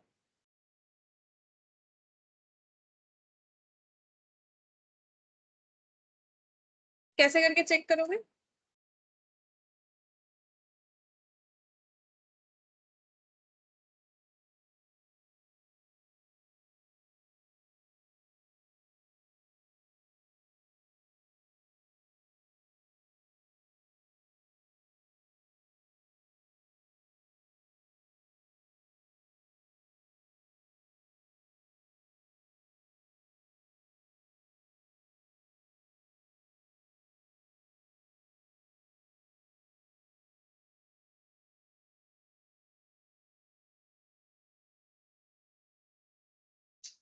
देखो सेल्स मेरा कितना है, हम यहाँ पर थोड़ा सा करके दिखाते हैं, देखो तुम लोग समझ जाओगे। सेल्स मेरा कितना चल रहा है भाई, 5 लाख, ठीक है। मुझे सेल्स को, देखो मुझे बोला है सेल्स वॉल्यूम को इंक्रीज करना है, लेकिन मेरे पास ना वॉल्यूम वाला कोई डेटा नहीं है, ना तो मेरे पास सेलिंग प्राइस पर यूनिट है कि हम वॉल्यूम निकाल, ठीक है। अच्छा तो हम क्या कर सकते हैं, हम इतना तो समझ सकते हैं कि मेरा ये जो सेल्स है, अगर हम वॉल्यूम बढ़ाएंगे तो क्या मेरा ये अमाउंट भी बढ़ेगा। अगर हम वॉल्यूम बढ़ाएंगे अमाउंट बढ़ेगा कि नहीं बढ़ेगा। अगर हम 1 यूनिट बेचते थे 10 रुपए में, अब 2 यूनिट बेचेंगे, चाहे 10 रुपया ही क्यों ना रहे, तो मेरा ये 10 का पीस होगा कि नहीं होगा, ठीक है। अच्छा अब अगर मुझे क्या बढ़ाने के लिए बोला है, देखो हमें बढ़ाने के लिए बोला है सेल्स जो है वॉल्यूम इंक्रीज करने बोला है। तो वॉल्यूम अगर इंक्रीज करेंगे, प्राइस का छोड़ो, पहले वॉल्यूम का सोचो। तो अगर वॉल्यूम इंक्रीज करेंगे तो ये 5 लाख का सेल कितने का हो जाएगा।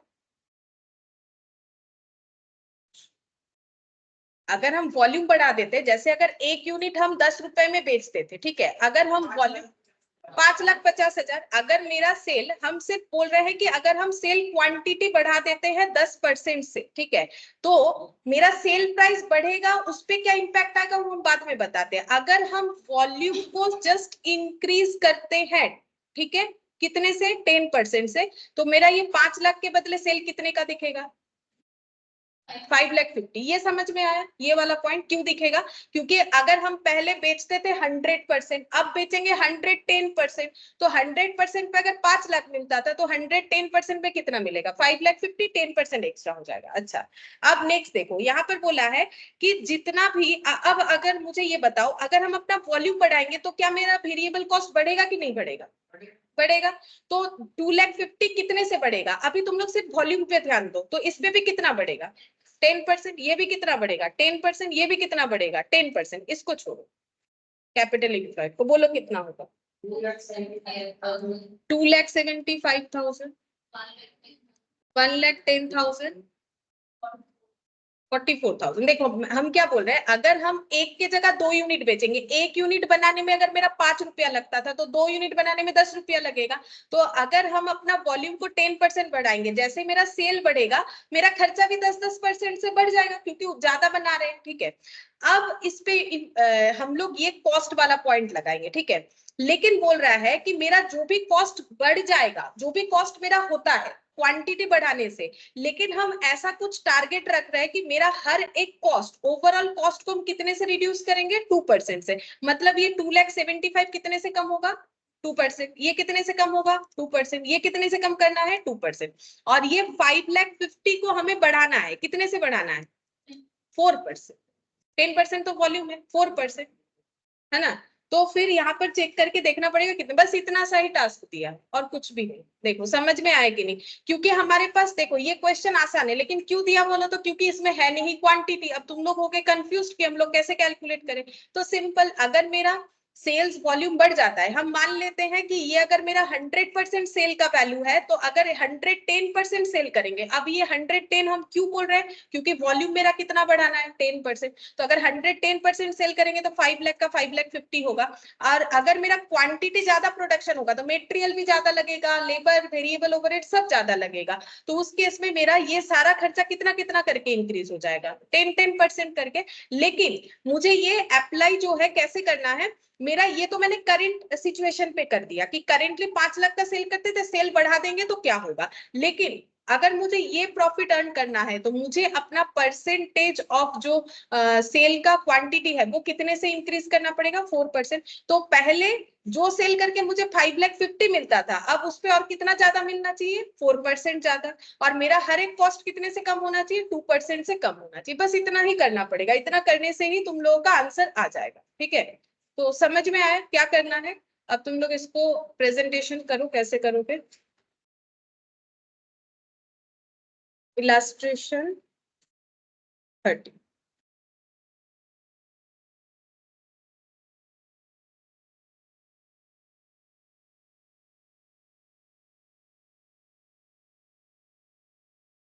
प्रेजेंटेशन कैसे करेंगे इसका,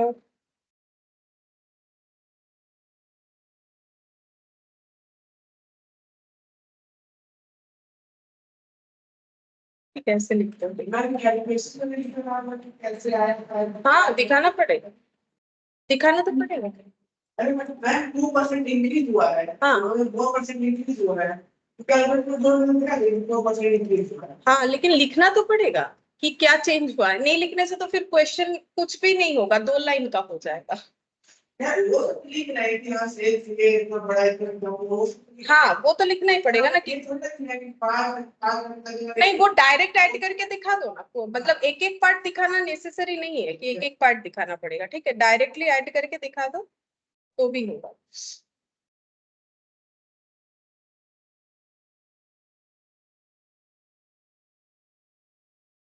प्रेजेंटेशन का इसमें कोई रूल्स नहीं है, तुम लोग अपने हिसाब से कर सकते हो। अकाउंट्स की तरह नहीं है कि ऐसे ही लिखना पड़ेगा, समझ में आ जाए बस उतना काफी। लेकिन एकदम शॉर्टकट में भी नहीं चलेगा। Yes.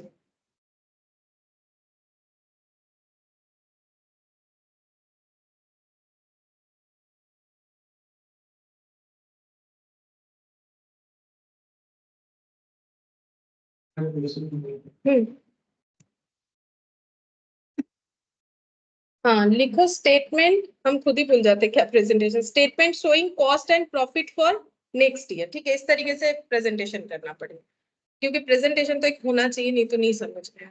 ठीक है, तो लिखो स्टेटमेंट शोइंग, ऊपर लिख दो statement showing cost and profit for next year. ठीक है, दोनों को कंपेयर करके दिखा देंगे, तब ना हम लोग लास्ट में कंक्लूजन लिखेंगे कि हमें ये वाला एक्सेप्ट करना है ऑफर या नहीं करना है। तो पर्टिकुलर और यहाँ पर लिख दो एग्जिस्टिंग कंडीशन, मतलब एग्जिस्टिंग वाला लिख दो। और यहाँ पर लिख देते हैं वॉल्यूम, जैसे मैंने समझाया वैसे ही कर देंगे, volume, cost etcetera after 10% increase, ठीक है, मैंने ऐसे इंक्रीज वाला एरो दे दिया, तुम लोग चाहो तो इंक्रीज लिख लेना, ठीक है। और यहाँ पर एस्टिमेटेड सेल्स कॉस्ट प्रॉफिट ये लिख दिया एटसेट्रा, ठीक है। अच्छा अब देखो यहाँ पर लिखते हैं सेल्स, तो एग्जिस्टिंग सेल कितने का था, 5 लाख का था, ठीक है, एग्जिस्टिंग सेल हम लोग का था 5 लाख का।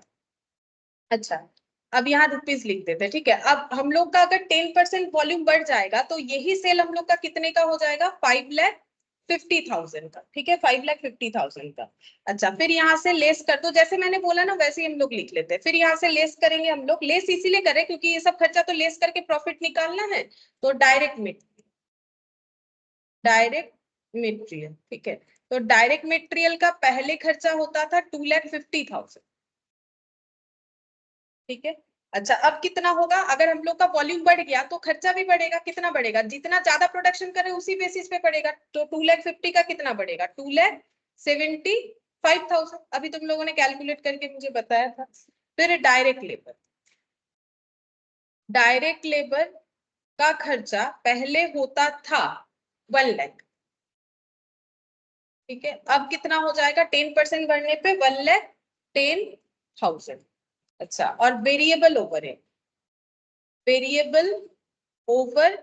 ठीक है, वेरिएबल ओवरहेड का खर्चा पहले था 40,000 और 10% अगर और प्रोडक्शन करेंगे तो खर्चा बढ़ेगा 44,000, ये होना चाहिए था। लेकिन अब जो नए मैनेजर है ये बोल रहे हैं कि वॉल्यूम तो हम लोग बढ़ा दिए, वॉल्यूम कॉस्ट ये सब देखो हम लोगों ने बढ़ा दिया, वॉल्यूम कॉस्ट मैंने लिखा क्या है, देखो वॉल्यूम कॉस्ट एटसेट्रा, ये मैंने लिखा है वॉल्यूम कॉस्ट एटसेट्रा आफ्टर 10 को जो सेल निकालना है वो क्या करना है, वो हमें सेल प्राइस कितने से इंक्रीज करना है, 4% से, ठीक है, क्योंकि हमें सेलिंग प्राइस को बढ़ा देना है। एस्टिमेटेड सेल्स कॉस्ट और प्रॉफिट क्या होगा, तो अगर सेलिंग प्राइस हम लोग बढ़ा देंगे, यहाँ पर ब्रैकेट में लिख देते हैं, देखो सेलिंग प्राइस कितना बढ़ाना है, 4% से बढ़ाना है, और कॉस्ट को कितने से रिड्यूस करना है, 2% से रिड्यूस करना है। अच्छा तो अब 4% बढ़ा के देखो कितना होता है,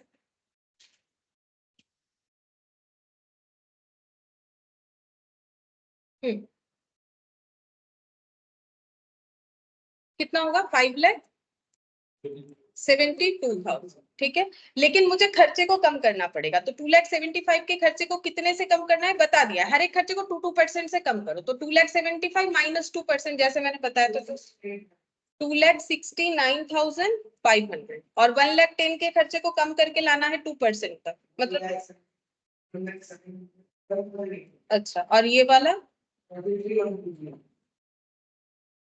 हो गया, ठीक है।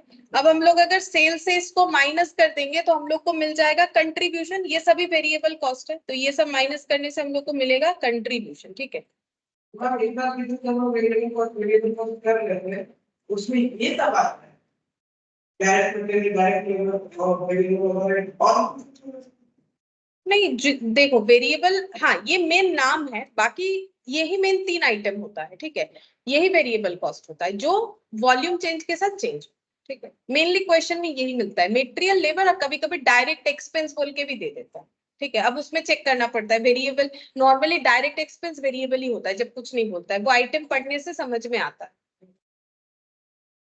अच्छा इसका कितना हो रहा है, इनका प्रॉफिट पहले कितना था वो माइनस करना पड़ेगा, यहाँ दिया हुआ नहीं, 3,90,000 माइनस होगा, कितना हो रहा है 1,10,000। अच्छा और ये वाला 1,21,000,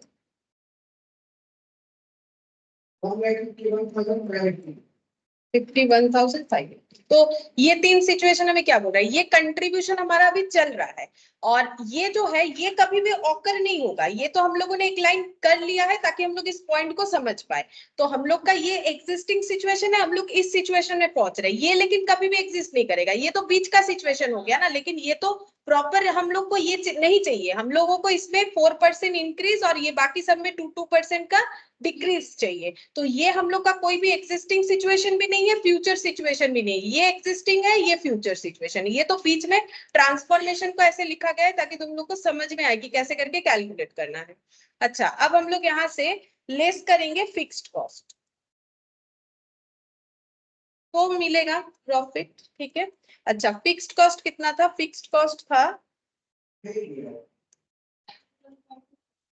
फिक्स्ड कॉस्ट जो है बोलो, कैपिटल एम्प्लॉयड। हाँ, प्रॉफिट निकाल लो, फिक्स्ड कॉस्ट बैलेंस करके आ जाए। देखो कैपिटल एम्प्लॉयड कितना था? 4 लाख, और पहले कितना हम लोग प्रॉफिट कमाते थे? 12.5%। तो 4 लाख का 12.5% कितना होगा? देखो 50,000। ठीक है, 4 लाख तो कैपिटल एम्प्लॉयड है, तो इतना ज्यादा नहीं हो पाएगा। हाँ, ये देखो प्रॉफिट हो गया 4 लाख का 12.5%, ये वाला। ठीक है, तो मेरा ये और फिक्स्ड कॉस्ट बैलेंस करके आ जाएगा। तो देखो फिक्स्ड कॉस्ट कितना आ रहा है, तो ये मेरा करंट कंडीशन है। ठीक है, करंट कंडीशन के अकॉर्डिंग मुझे पता चल गया कि मेरा फिक्स्ड कॉस्ट कितना है? 60,000। अच्छा, अब अगर हम वॉल्यूम बढ़ाएंगे तो क्या मेरा फिक्स्ड कॉस्ट चेंज होगा? नहीं होगा। तो ये सेकंड वाले कॉलम में फिक्स्ड कॉस्ट कितना रहेगा? 60,000। ठीक है, तो इसमें भी निकाल लो कितना हो रहा है, जरूरत तो नहीं है फिर भी निकाल लो कितना हो रहा है, 61,000। ठीक है, अच्छा अब यहाँ पर हम लोग को देखना पड़ेगा कि अगर हम लोग का फिक्स्ड कॉस्ट चेंज तो नहीं होता है वॉल्यूम के वजह से, लेकिन हम लोग को सभी कॉस्ट को रिड्यूस करना है। देखो यहाँ पर लैंग्वेज क्या दिया हुआ था? Overall cost reduction. ऐसे नहीं बोला था कि वेरिएबल की फिक्स, तो इसका मतलब फिक्स्ड को भी हमें क्या करना पड़ेगा? कम करना पड़ेगा। हाँ, तो अब इसको भी 2% से कम करके देखो कितना होता है, 58,800। तो यहाँ पर प्रॉफिट कितना आ जाए? 92,780। ठीक है, तो अब चेक करो कि ये जो प्रॉफिट है, क्या ये प्रॉफिट 23% कैपिटल एम्प्लॉयड पे हो रहा है? अगर हो रहा है तो मैनेजर का प्रपोजल एक्सेप्ट करेगा। 4 लाख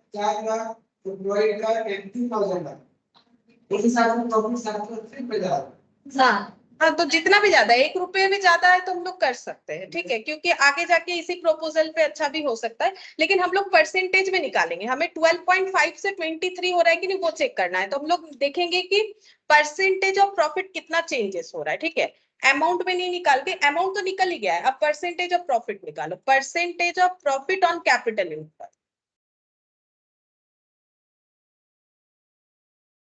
कैपिटल एम्प्लॉयड। तो कैसे निकालेंगे? प्रॉफिट ऊपर लिखोगे, डिवाइडेड बाय कैपिटल लिखोगे। प्रॉफिट कितना आ रहा है? 92,780, ये वाला, डिवाइडेड बाय कैपिटल एम्प्लॉयड। तो कैपिटल एम्प्लॉयड में तो कोई चेंजेस नहीं है, ये इतना ही रहना चाहिए, 4 लाख इंटू 100। अब देख लो कितना है परसेंटेज में।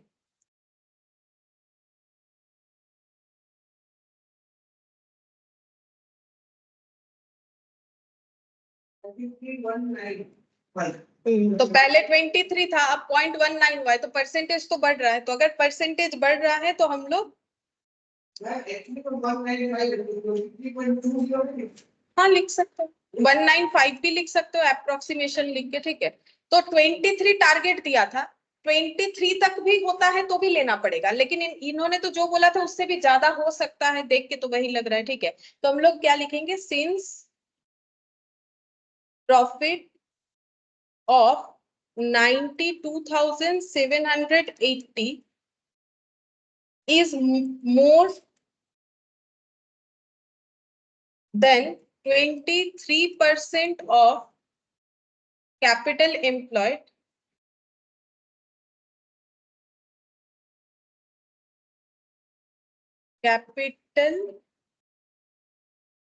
employed comma the proposal of sales manager should be accepted।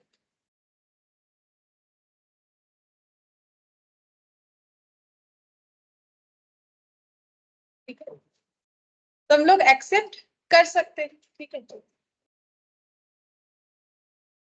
तो देखो है क्वेश्चन आसान, लेकिन अगर यूनिट नहीं देगा तो तुम लोग कंफ्यूज हो जाओगे कि क्या करना चाहिए। तो हम लोग ऐसे पार्ट पार्ट करके आइडेंटिफाई कर सकते, ठीक है। इसके बाद ये क्वेश्चन हम लोग बाद में करेंगे क्योंकि ये मार्जिनल और एब्सॉर्प्शन कॉस्टिंग का डिफरेंस के ऊपर है। इसके बाद हम लोग यहाँ पर आ जाते हैं। ये देखो इसमें हमारा लगातार 1 2 3 4 5 6 7 8 ये सब हो गया था, 9 10 11 12 13 14 तक हम लोग का कंप्लीट था, ठीक है। अब यहाँ पर हम लोग 15 से करेंगे। अगेन नॉर्मल क्वेश्चन है, देखो क्या बोला है। बोल रहा है कि an automobile manufacturing company produces different model of car, ठीक है। तो ये कार बनाती है कंपनी अलग अलग मॉडल का। The budget in respect of model 007 for the month of March is as under, ठीक है। तो एक मॉडल नंबर दे दिया है 007, ठीक है। तो मार्च में इसका प्रोडक्शन डिटेल्स दिया है। बोल रहा है कि 40,000 यूनिट बन सकता है, बजटेड आउटपुट है। और रियलाइजेशन मतलब सेल वैल्यू कितना होगा 2,10,000। और ये 40,000 यूनिट बनाने का खर्चा, वेरिएबल खर्चा क्या होगा, मेटेरियल लेबर डायरेक्ट एक्सपेंस। ये देखो टोटल कितना हो गया है 1,32,000। अब नीचे देखो बता दिया specific fixed cost 27, allocated fixed cost 33,750। और ये फिक्स्ड कॉस्ट का एडिशन दिया हुआ है। देखो ये स्ट्रक्चर को समझ लो, ये 3 का टोटल इधर लिखा है, ये 2 का टोटल इधर लिखा है, फिर इससे ये दोनों को माइनस करने से क्या आ जाएगा। अच्छा ये टोटल कॉस्ट कर दिया, ये दोनों को ऐड करके ना यहाँ पर टोटल कॉस्ट लिखा है, फिर इससे इसको माइनस करके यहाँ पर प्रॉफिट निकाला होगा, ठीक है। ये देखने से जैसे जो क्वेश्चन में देता है वो पढ़ के समझना पड़ेगा, देखना पड़ेगा कैसे दिया है, ठीक है। तो यहाँ पर हम लोग का प्रॉफिट हो गया। अच्छा और यहाँ पर सेल्स दिया है कितना 2,10,000, वो नीचे दे दिया है फिर से सेल्स। ये देखो ऊपर भी दिया हुआ था, यहाँ पर एक्चुअली क्या किया ना टोटल कॉस्ट और यहाँ पर नीचे सेल देके बैलेंस करके प्रॉफिट निकाला है। मतलब ये स्ट्रक्चर देने का तरीका है। बेसिकली हमारे पास 3 डेटा मिल गया, एक सेल का, एक वेरिएबल कॉस्ट का और एक फिक्स्ड कॉस्ट का। अब ये सब पता है तुम लोग को कैसे करके प्रॉफिट निकाल सकते हैं। सेल से वेरिएबल कॉस्ट फिक्स्ड कॉस्ट दोनों को लेस करोगे तो तुम लोग को ये वाला डेटा मिल जाएगा। अब क्वेश्चन हमें कैसे भी दे, 2 बार लिखा है पता नहीं क्यों, 2,10,000 छोड़ो। तो यहाँ पर बोल रहा है profit with 10% increase in selling price with 10% reduction in sales volume. अब बोल रहा है कि बोलो प्रॉफिट कितना होगा अगर हम लोग 10% इंक्रीज कर देते हैं सेलिंग प्राइस को with 10% reduction in sales volume. अब बोला है कि क्वांटिटी कम होगा, सेलिंग प्राइस इंक्रीज होगा, तो सेल्स वॉल्यूम में क्या चेंजेस आएगा ये हमें बताना पड़ेगा। अब इस क्वेश्चन में हम लोग पर यूनिट निकाल सकते हैं। इस क्वेश्चन में ये आसान है, लेकिन ये थोड़ा मेहनत वाला काम होगा क्योंकि इतना बड़ा बड़ा डेटा निकलेगा। क्योंकि देखो ये 2,10,000 है, ऊपर से ये किसमें है इन लैख, मतलब 2,10,000 इसके बाद 1 2 3 4 5 जीरो, ये है एक्चुअली डेटा, ठीक है। क्योंकि ये इन लैख में दिया हुआ है 2,10,000 लैख। अब लैख में करने के लिए पीछे कितना जीरो लगना चाहिए, 5 जीरो लगना चाहिए, ठीक है।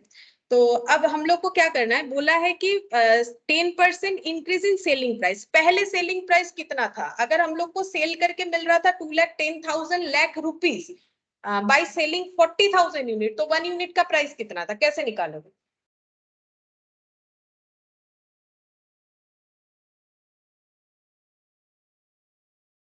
डिवाइड कर तो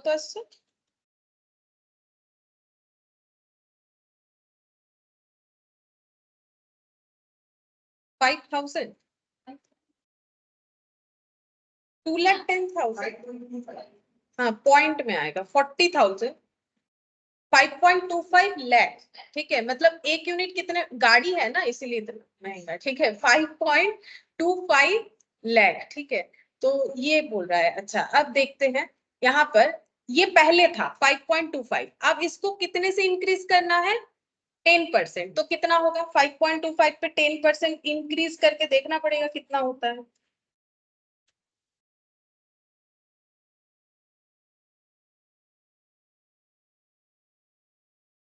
अच्छा जितना भी हो रहा है 5.775, तो हम लोग को पता चल गया 5.775 होगा। और हम लोगों को रिडक्शन करना है सेल्स वॉल्यूम को, तो 40,000 का अगर 10% रिडक्शन करेंगे तो कितना होगा 36,000। 40,000 का 10% मतलब 4,000 कम, 4,000 माइनस कर दो कितना हो जाएगा 36,000। अब इसके ऊपर डिपेंड करके हमें पूरा ये चीज फिर से बना के देखना पड़ेगा प्रॉफिट कितना हो रहा है। अब देखो अगर मेरा सेल्स क्वांटिटी जो है वो क्या हो रहा है डिक्रीज हो रहा है, तो मेरा वेरिएबल कॉस्ट भी क्या हो जाएगा डिक्रीज होगा, लेकिन फिक्स्ड कॉस्ट मेरा डिक्रीज नहीं होगा। तो ये सब बात को ध्यान में रख के तुम लोग को इस स्ट्रक्चर को सही सही बनाना है, जैसे बोला है उसी बेसिस पे, और दिखाना है कि प्रॉफिट कितना होगा। बस तुम लोग का एप्लीकेशन सही होना चाहिए, वेरिएबल पे और फिक्स्ड पे, बस क्वेश्चन इसी पे है। तो बनाने का कोशिश कर, देखो क्या होगा।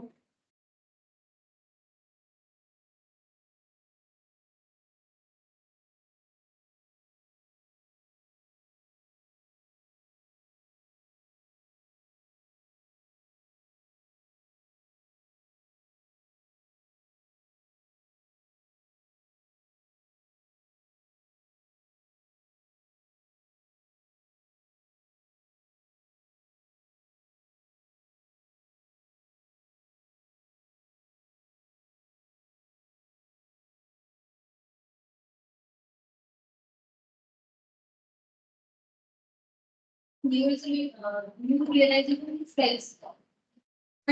नेट रियलाइजेशन माने सेल, रियलाइजेशन माने सेल। নেট মানে ওখান থেকে হয়তো অ্যাডভার্টাইজমেন্ট এগুলো সব সরিয়ে দিয়ে বলেছে, সেই জন্য বলছে নেট রিয়েলাইজেশন।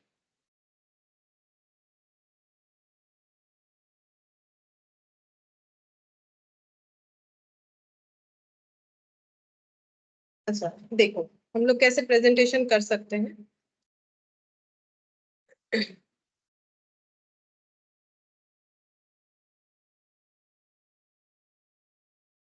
अच्छा सबसे पहले लिख लो बजटेड सेलिंग प्राइस क्या था हम लोग का। देखो budgeted selling price per unit, ठीक है, निकाल लेते जो मैंने तुम लोग को कैलकुलेट करने के लिए बोला। ठीक है, budgeted selling price per unit कितना था, रुपीज कितना हो जाएगा, 2,10,000 लैख, 2,10,000 ये है लैख, मैंने एल लिख दिया। ठीक है, डिवाइडेड बाय कितना करना पड़ेगा, 40,000 यूनिट। ठीक है, तो budgeted selling price per unit निकल जाएगा। देखो कितना हो, हाँ रुपीज 5.25 लैख, ये हम लोग का करंट सिचुएशन है। ठीक है, और बजटेड वेरिएबल कॉस्ट भी निकाल लेते हैं, budgeted variable cost per unit ये भी निकाल लेते हैं। तो वेरिएबल कॉस्ट टोटल कितना था, ये देखो 1,32,000। ज्यादा एक एक करके करने का जरूरत नहीं होगा, देखते हैं कैसे करके, थोड़ा सा शॉर्ट में हम लोग कर सकते हैं। 1,32,000 डिवाइडेड बाई कर दो यहाँ पर 40,000, ये भी इन लैख है, 40,000 यूनिट। अच्छा 3.3 lakh, 3.3 lakh per unit, lakh per unit. ठीक है, ये सभी एक एक यूनिट का ही आ रहा है, क्योंकि गाड़ी है तो इसीलिए इतना ज्यादा महंगा दिख रहा है। ठीक है, अब हम लोग बजटेड सेलिंग प्राइस को क्या करेंगे, इंक्रीज करेंगे। ठीक है, अब इंक्रीज कर लो, increase in selling price, after increase in selling price, selling price कितना होगा after increase in selling price, कितना हो जाएगा, हाँ रुपीज 5.25 प्लस हो जाएगा 5.25 इंटू 10%, यानी हो जाएगा कत हलो 5.775 लाख पर यूनिट। ठीक है, अब इसको 1 लाख से मल्टीप्लाई कर लो, तब क्वेश्चन करने में आसानी होगा, तो लाख में आ जाएगा। इसको 1 लाख से मल्टीप्लाई कर दो, মানে এটাকে আমি পুরো লাখে ট্রান্সফার করতে হবে। 5,77,500, मतलब ये पॉइंट के बाद 3-3 डेटा आ रहा है ना, तो इसको हम लोग हटा देते हैं। तो अब इन लाख नहीं लिखना पड़ेगा, तो ये हम लोग का कितना आ गया, 5,77,500 पर यूनिट, मतलब एक गाड़ी का सेलिंग प्राइस कितना आ गया, 5,77,500 हो गया। अब ये इन लाख हमें याद नहीं रखना पड़ेगा, क्योंकि मैंने जो इंटू 1 लाख कर दिया, तो देखो ये याद रखने में कैसे लगेगा ना, 5.775 लाख, इससे बेटर है कि 5,77,500 हम लोगों ने कैलकुलेट कर लिया। यहाँ पर लैक करने का जरूरत नहीं, बहुत बड़ा डेटा हो रहा था, तो 5-5 जीरो लिखोगे तो कंफ्यूज हो जाओगे, तो यहाँ पर हम लोगों ने चेंज कर लिया। और ये न्यू सेल्स वॉल्यूम भी निकाल लेते हैं, न्यू सेल्स वॉल्यूम, ये तो सेल्स प्राइस निकाल लिया, न्यू सेल्स वॉल्यूम भी निकाल, 36 ना कितना आ रहा था ना, न्यू सेल्स वॉल्यूम हो जाएगा 40,000 पहले सेल किया जाता था, माइनस हो जाएगा 40,000 इंटू 10%, 36,000 यूनिट। ठीक है, अच्छा और हम लोग को क्या निकालना पड़ेगा, वेरिएबल कॉस्ट भी तो निकालना पड़ेगा। वेरिएबल कॉस्ट, अच्छा वो तो नहीं, भी यहाँ पर हमें वेरिएबल कॉस्ट में तो कोई चेंजेस नहीं बोला था, बोला था? सिर्फ बोला है 10% रिडक्शन इन सेल्स वॉल्यूम और सेल प्राइस को इंक्रीज, बस। वेरिएबल कॉस्ट का तो यहाँ नहीं बोला था, वो पहले वाले क्वेश्चन में बोला था। यहाँ तो देखो ना, ये देखो पॉइंट 1 में क्या बोला। हाँ तो हम लोग पर यूनिट निकाल लेंगे ना, पर यूनिट निकाले हैं उसी के बेसिस पे लगा देंगे। मतलब देखो वैसे भी कर सकते हैं, हम बताते हैं, दोनों तरीके से बताते हैं, क्लियर हो जाएगा। देखो अभी इसका प्रॉफिट निकालेंगे, प्रॉफिट ही तो निकालने बोला है। अच्छा लिखो स्टेटमेंट, हम बता देते हैं, तुम लोग का जो क्वेरीज है हम समझ गए, हम बताते हैं। Statement of calculation of profit, statement of calculation of profit, sales, ठीक है। सेल्स कितना होगा बोलो, कितना यूनिट सेल करेंगे अभी? 36,000 यूनिट, और एक यूनिट का प्राइस कितना है? 5,77,500। कितना करके है तो कितना हो रहा है?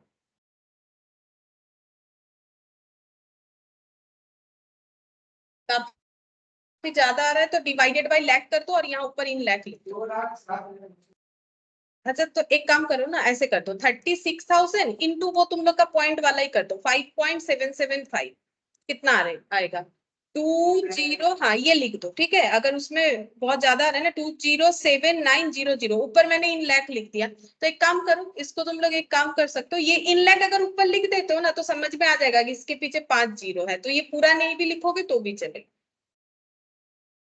अब यहां से लेस करेंगे क्या? वेरिएबल कॉस्ट, ठीक है। अब कितना वेरिएबल कॉस्ट लगेगा? 36,000 यूनिट पे लगेगा, और वेरिएबल कॉस्ट कितना हो जाएगा? 3.3। 3.3 ही तो रहेगा, क्या इसमें कोई चेंजेस होगा? नहीं। तो 3.3 यानी कितना होगा देख लो।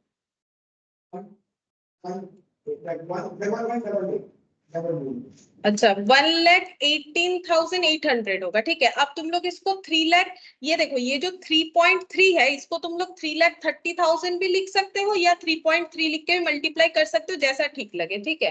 3,30,000 भी लिख सकते हो, और यहाँ पर मतलब ये कैसे होगा? 3.3 को 1 लाख से मल्टीप्लाई कर दोगे तो वही आ जाएगा ना, 33,33,000, ठीक है। अच्छा अब ये मल्टीप्लाई करने के बाद हम लोग का माइनस करके देखो कितना है।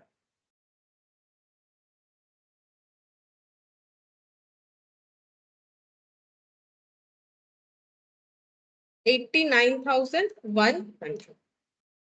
अच्छा 89,100 आ गया, ये हम लोग का क्या आ गया? कंट्रीब्यूशन। अच्छा अब यहां से क्या लेस करोगे? फिक्स्ड कॉस्ट, तो आ जाएगा प्रॉफिट। लेस करो फिक्स्ड कॉस्ट, फिक्स्ड कॉस्ट हम दिखाते हैं कितना है।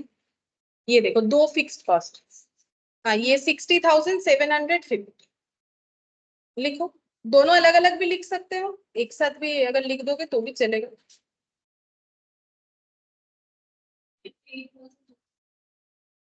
60,750 কত আসছে? 28,350। अच्छा 28,350 हम लोग का आ गया। अच्छा अब देखो तुम लोग जो बोल रहे थे कि ये वाला जो है ये हम लोग का प्रॉफिट पता चल गया कि प्रॉफिट कितना होगा। अब तुम लोग जो बोल रहे थे अगर हम लोग का सेलिंग प्राइस, सेल्स वॉल्यूम कम होगा तो हम लोग का ये भी तो कम होगा, वेरिएबल कॉस्ट भी। तो वेरिएबल कॉस्ट हम लोगों ने कम नहीं किया, बजटेड वेरिएबल कॉस्ट 40,000 यूनिट पे निकाला है। एक second, 10% increase in selling price with 10% reduction in sales volume. हाँ तो ठीक है, हम लोगों ने तो कम सेल्स वॉल्यूम पे ही तो किया है, नहीं किया? नहीं समझ, है ना? 36,000 पे तो कर दिया, तो उसका इम्पैक्ट तो ऑटोमेटिकली आ गया, क्योंकि देखो मेरा वेरिएबल कॉस्ट पर यूनिट में तो कोई चेंज नहीं हो रहा है, वो तो अनचेंज्ड है।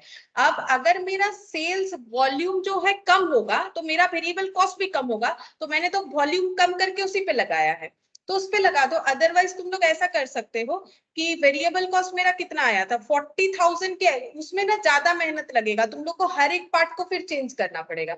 मतलब फिर ऐसा करना पड़ेगा, ये 40,000 के लिए है। अच्छा इसको तुम लोग ऐसे करो तो 1,32,000 डिवाइडेड बाय 40,000 इंटू 36,000 करके देखो तो कितना आ रहा है।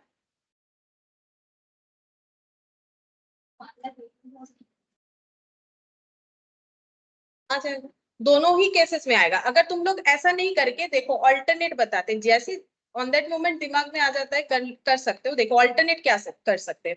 हम लोग का वेरिएबल कॉस्ट कितना था, 1,32,000।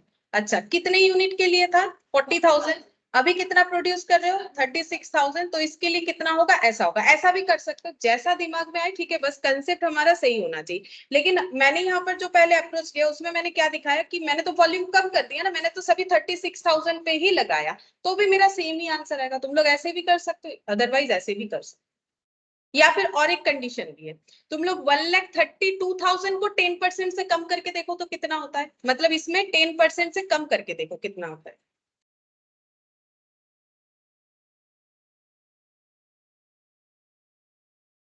वो भी कर सकते हो। देखो और एक ऑल्टरनेट निकल के आ गया, 1,32,000। जितना दिमाग लगाओगे दिमाग खुलता जाएगा। ये देखो मुझे ये अभी बैठे बैठे 3 कंडीशन याद आ गया। हम लोग इसमें से कोई भी अप्रोच ले सकते। मेरा ये कितने के लिए था, 40,000 के लिए। मुझे रिड्यूस करना है अपना सेल्स जो मतलब वॉल्यूम है उसको 10%, तो मेरा खर्चा भी 10% से कम हो जाएगा। तो 1,32,000 को 10% से कम कर दो तो भी तुम लोग का कितना आ जाएगा, 1,18,800। तो कुछ भी फिक्स नहीं है, ठीक है। सही करने से मतलब है हम लोग को, तीनों में से कुछ भी कर सकते। अच्छा ये हम लोग का आ गया प्रॉफिट, बस प्रॉफिट ही पूछा था, ठीक है। अब नेक्स्ट क्या पूछा है देखो, volume to be achieved to maintain the original profit after a 10% rise in material cost. सिर्फ मेटेरियल कॉस्ट बढ़ रहा है 10%। अब क्वेश्चन क्या बोला है, वॉल्यूम टू बी अचीव मतलब कितना क्वांटिटी में हम लोग सेल करें ताकि हम लोग को ओरिजिनल प्रॉफिट, ओरिजिनल मतलब ये वाला, ठीक है, 17,250, ये ओरिजिनल है जो क्वेश्चन में दिया हुआ है।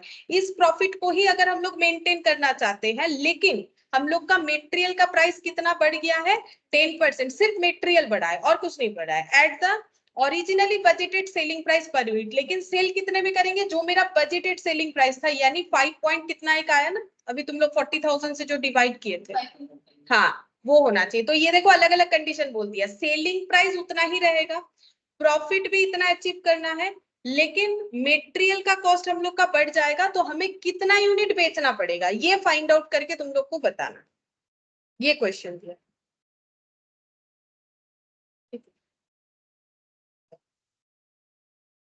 देखो कैसे होगा। अच्छा ये प्रॉफिट हो रहा है ना, इसको प्रॉफिट लिखो, ये प्रॉफिट पूछा था तो प्रॉफिट निकाल। अच्छा अब देखो हम लोग यहाँ पर पॉइंट 2 लिखते हैं। सबसे पहले लिखेंगे कि हम लोग का मेटेरियल कॉस्ट में क्या चेंजेस आ रहा है, क्योंकि एक ही तो चेंजेस बोला है, वो निकाल लेते हैं मेटेरियल कॉस्ट क्या चेंज होगा।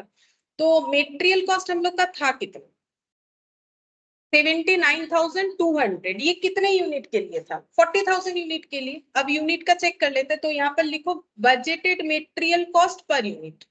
Budgeted material cost per unit कितना होगा, 79,200 लाख था कितने यूनिट के लिए, 40,000। तो एक एक यूनिट का कितना होगा,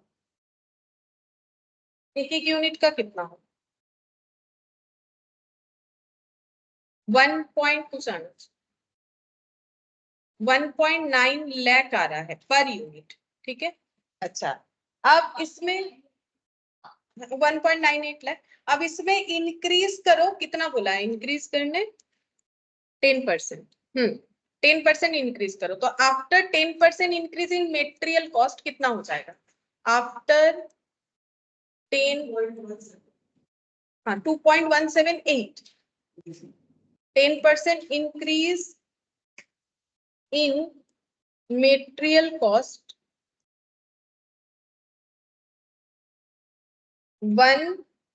1.98 lakh plus 1.98 into 10%,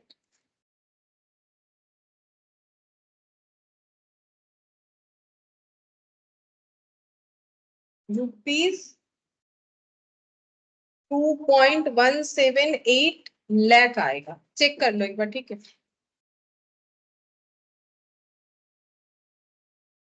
तो ये चेंज हो गया।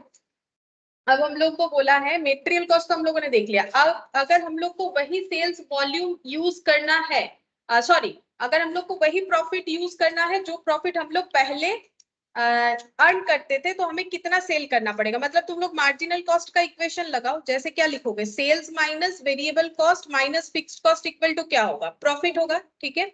अच्छा, अब सेल्स वॉल्यूम कितना लेना है वो हम लोग एक्स मान सकते हैं कि नहीं मान सकते, बाकी क्वेश्चन के तरह, ठीक है। इसको कंट्रीब्यूशन भी कर सकते हो, सेल्स माइनस वेरिएबल कॉस्ट को कंट्रीब्यूशन भी कर सकते हो या फिर वेरिएबल कॉस्ट भी रख सकते हो, जैसा रखना चाहो, ठीक है। अच्छा, तो हम यहाँ पर रख लेते हैं, मेरा सेल्स का एक्स रख लेते हैं, ठीक है। अच्छा, और सेलिंग प्राइस पर यूनिट मुझे कितना रखना है, क्वेश्चन बताया है, ओरिजिनली बजटेड सेलिंग प्राइस ही रखना है, कितना आया था वो पहले किया है, देखो कितना आया था 5.25, ठीक है। अब किसी भी एक तरीके में हमें डेटा रखना है, पॉइंट में ही रखेंगे अगर पॉइंट में रख रहे हैं तो, ठीक है। तो ये हम लोग का सेल्स हो गया। वेरिएबल कॉस्ट कितना हो जाएगा, एक यूनिट के लिए वेरिएबल कॉस्ट हम लोग का हो जाएगा।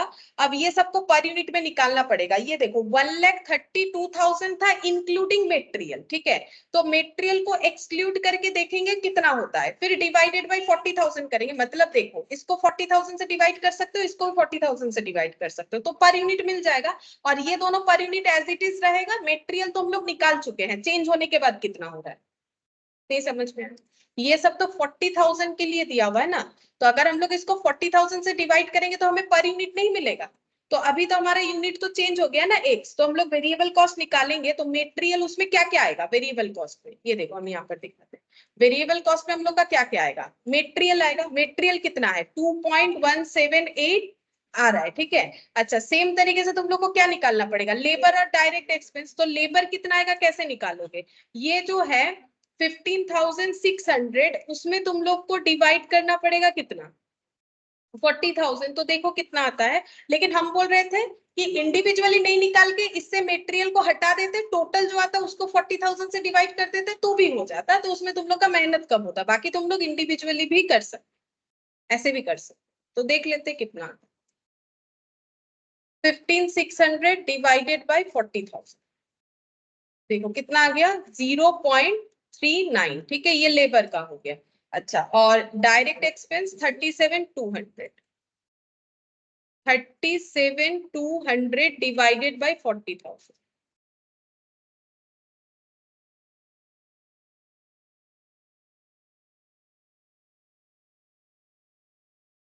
0.93। अब ये सबको ऐड कर लो, वेरिएबल कॉस्ट प्लस 0.39 प्लस 2.178 कितना हो गया 3.498, 3.498। अब हम क्या बोल रहे थे वो भी तुम लोग एक बार ट्राई करके देखो, मैंने क्या बोला, सेम ही आएगा ना, मैंने बोला था 132 से तुम लोग मेटेरियल को हटा दो, क्योंकि वो तो एज इट इज है नहीं। अब हटाने से कितना आ रहा है, देखो कितना आ रहा है 52,800। अब डिवाइड करो इसको 40,000 से, 1.32। अब ये किन दोनों का टोटल आया होगा, लेबर और डायरेक्ट एक्सपेंस। अब तुम लोग ये दोनों का टोटल करो 0.39 और 0.93, तो 1.32 ही आना चाहिए, देख लो आएगा ना, जैसा भी करना चाहो, ठीक है। मैंने तो बोला इसमें कोई रूल्स नहीं है। अच्छा, तो ऐसे भी हो जाएगा। अब हम लोग वेरिएबल कॉस्ट कितना लेंगे, इंटू 3.498, ठीक है, minus fixed cost, fixed cost तो जैसा था वैसा ही रहेगा 60,750। और प्रॉफिट हम लोग को रखना है जो बजटेड पहले था 17,250। ये सब क्वेश्चन जैसे बोल रहे हैं हम लोग वैसा वैसा कर रहे हैं। अब ये मल्टीप्लाई हो गया 5.25x माइनस 3.498x, और ये इधर ट्रांसफर करो, देख लो कितना आ रहा है, देखो कितना, ये वाला कितना आ रहा है 78,000, और ये माइनस करके 1.752, तो x कितना आ जाएगा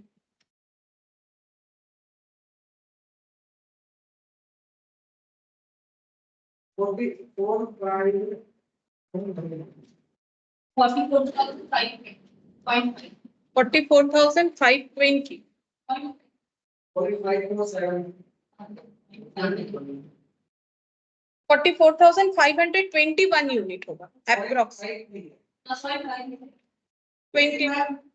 सवाल ये मेरा है जैसे यहाँ पर 20.5 का बोल कर 20.5 और 21 कर दिया, लेकिन इससे पहले जो क्वेश्चन जस्ट इससे पहले जो 666 भाग बना रहा था उसमें 666 666.66 है।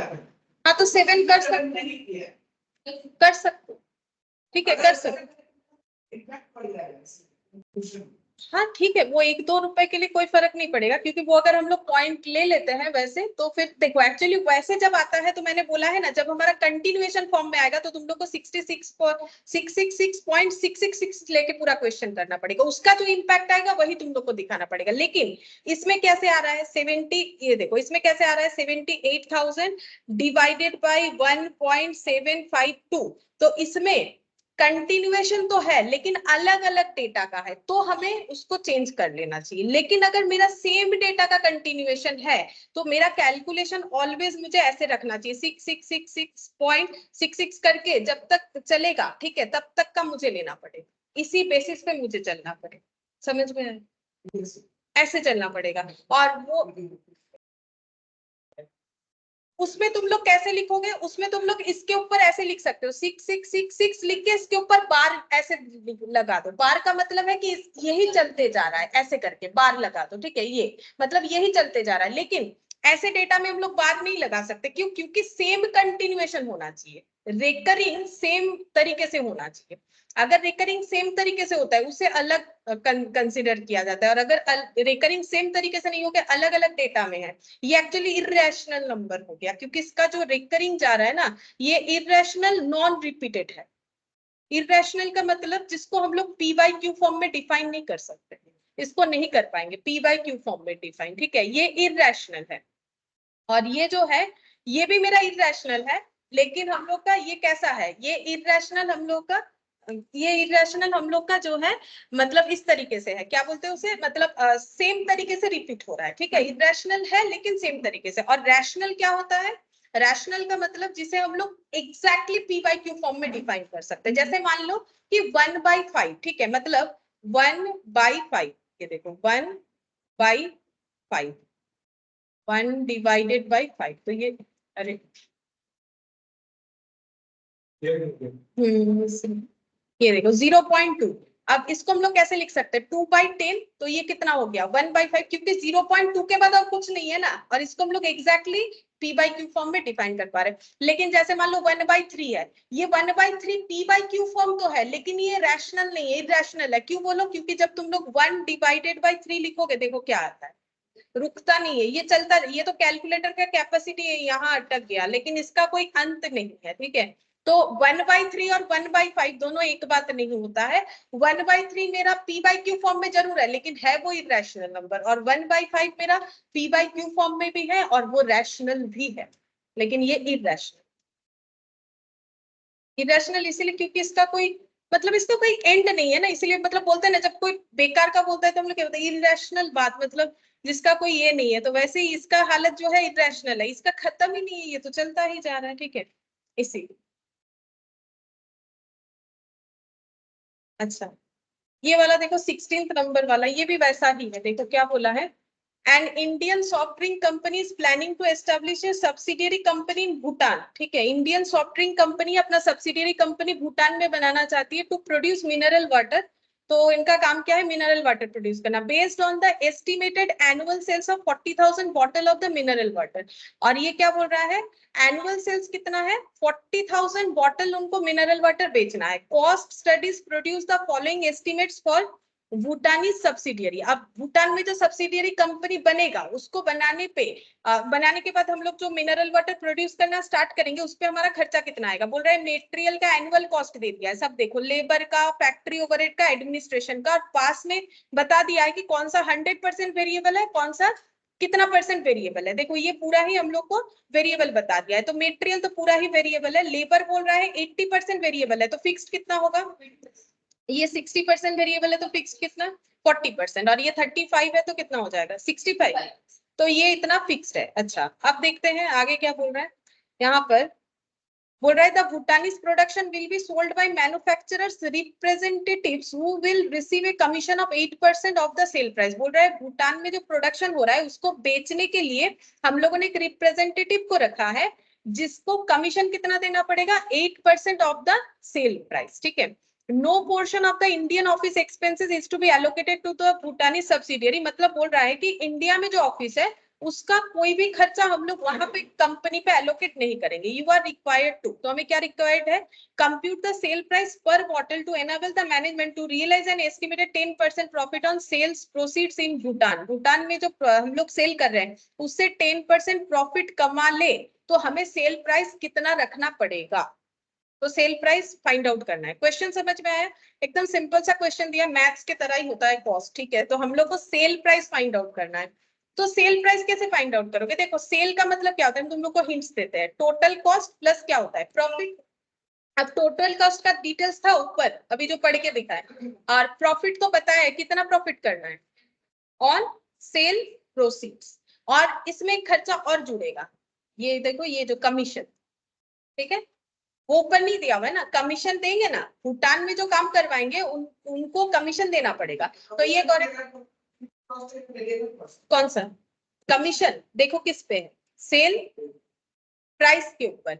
अब सेल प्राइस के ऊपर है तो एक्चुअली क्या होगा, जितना सेल होगा उसके ऊपर उसे कमीशन मिलेगा, ठीक है, मतलब वेरिएबल हो जाएगा, ये पढ़ के पता चलेगा। अगर फिक्स्ड होगा तो ऐसा नहीं बोलता, सेल प्राइस पे अगर डिपेंड कर रहा है तो फिर वो वेरिएबल होगा। एक्चुअली ये लैंग्वेज सेल प्राइस तो दिया है, लेकिन ये एक्चुअली हमारा इम्पैक्ट सेल्स वॉल्यूम पे ही आ रहा है ना, प्राइस तो मेरा चेंज नहीं होगा कि रोज रोज मेरा प्राइस चेंज हो रहा है, मतलब मेरा क्वांटिटी के ऊपर डिपेंड आ रहा है। अगर 100 बॉटल बिकेगा तो उतना होगा, 150 बिकेगा तो उसका ज्यादा हो जाएगा, जितना ज्यादा बेच पाएगा उतना ज्यादा कमीशन मिलेगा। तो तुम लोग पहला वाला पॉइंट करके देखो हो रहा है कि नहीं तुम लोग। सेल्स को मान लो एक्स, ठीक है, और टोटल कॉस्ट को फाइंड आउट करो कितना होगा।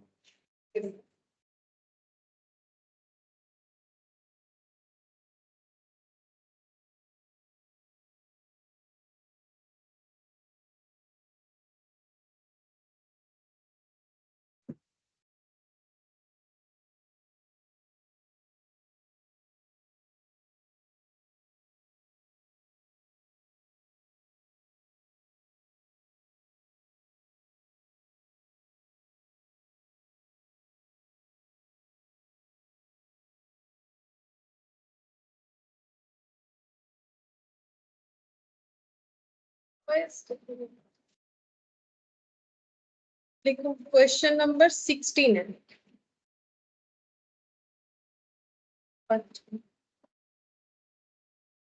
अच्छा देख यहाँ पर लिखते हैं let total sales be X,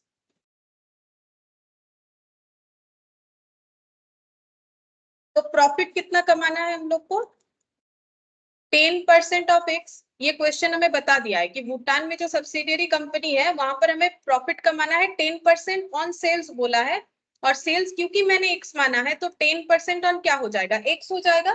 तो आंसर कितना आएगा 0.1x होगा। इसको तुम लोग कैलकुलेट करके देखो, 10% मतलब क्या होता है 10/100। अच्छा, अब सेल्स का मतलब क्या हो जाएगा, टोटल कॉस्ट प्लस प्रॉफिट, ठीक है।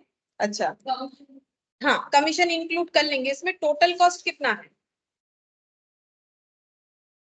ये सबको ऐड करो, 210, 150, 92 और 40 ऐड करो।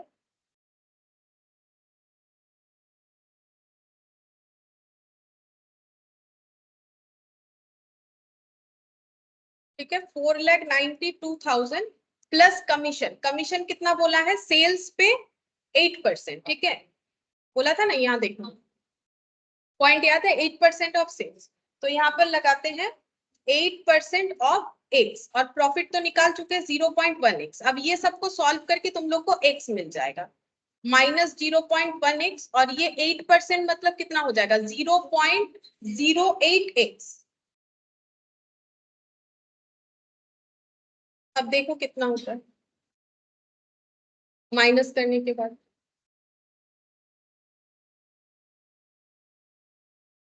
1 -0.1 -0.08, 0.82x होता है। तो x इक्वल टू कितना हो जाएगा,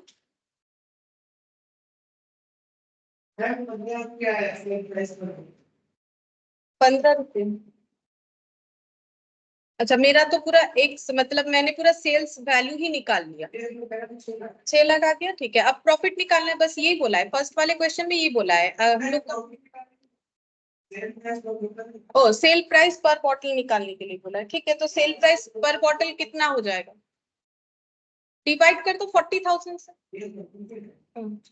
तो cell price per bottle 6 lakh, और एक कितना बॉटल बेचने का सोचा है भूटान में 40,000 है। तो এটা डिवाइड कर ले बेरिए जाएगा कितना रहा 15 या 150 पर बॉटल, ठीक है। तो ये हम लोग का हो जाएगा।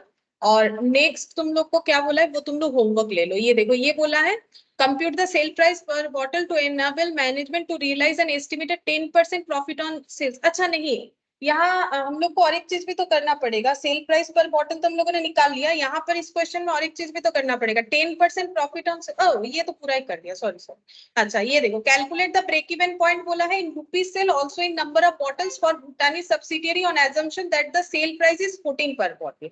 अगर सेल प्राइस 14 पर बॉटल हो जाएगा break even point. Break even point तुम लोग कैसे निकालोगे, fixed cost divided by contribution per unit करके। फिक्स्ड कॉस्ट कैसे निकालोगे, वो परसेंटेज को स्प्लिट कर लेना और निकाल लेना, ठीक है। फिक्स्ड कॉस्ट का टोटल कर लोगे, कंट्रीब्यूशन पर यूनिट कैसे आएगा, सेल्स माइनस वेरिएबल कॉस्ट करके। तो सेलिंग प्राइस पर यूनिट तो हमें बता दिया है 14 है। वेरिएबल कॉस्ट कैसे निकालोगे, सिंपल सा तरीका है, ये जितना भी हमें यहाँ पर टोटल वेरिएबल कॉस्ट दिया हुआ था ये 40,000 बेसिस पे दिया हुआ था, सबको डिवाइड अगर करोगे वेरिएबल कॉस्ट का पोर्शन को 40,000 से डिवाइड करना पड़ेगा तो तुम लोग को पर यूनिट मिलता जाएगा। तो टोटल वेरिएबल कॉस्ट, लेकिन इसमें 80% है, ठीक है। इसको कितने से डिवाइड करोगे, ये टोटल है, ठीक है। ये 80% और ऐसे तुम लोग को स्प्लिट करना पड़ेगा 20%, तो 1,50,000 का तुम लोग को निकालना पड़ेगा ऐसे करके। समझ में आया, ये देखो 40,000 यहाँ पर तुम लोगों को डिवाइड कर करके फाइंड आउट करना पड़ेगा, लेकिन वेरिएबल और फिक्स्ड को अलग अलग करना पड़ेगा, ठीक है। तुम लोग ट्राई करके देखो ना होता है कि नहीं। इतना सारा तो क्वेश्चन हम लोगों ने किया है, कुछ ना कुछ तो निकल के आएगा ही। तो ये वाला ट्राई करके देख सकते हो। बाकी यहाँ पर 16 के बाद नीचे जितना भी क्वेश्चन है कुछ भी तुम लोग ट्राई करके देख सकते हो जाना चाहिए। अगर नहीं होगा तो हम लोग तो करेंगे नेक्स्ट क्लास में, ठीक है। तो आज इतना ही कर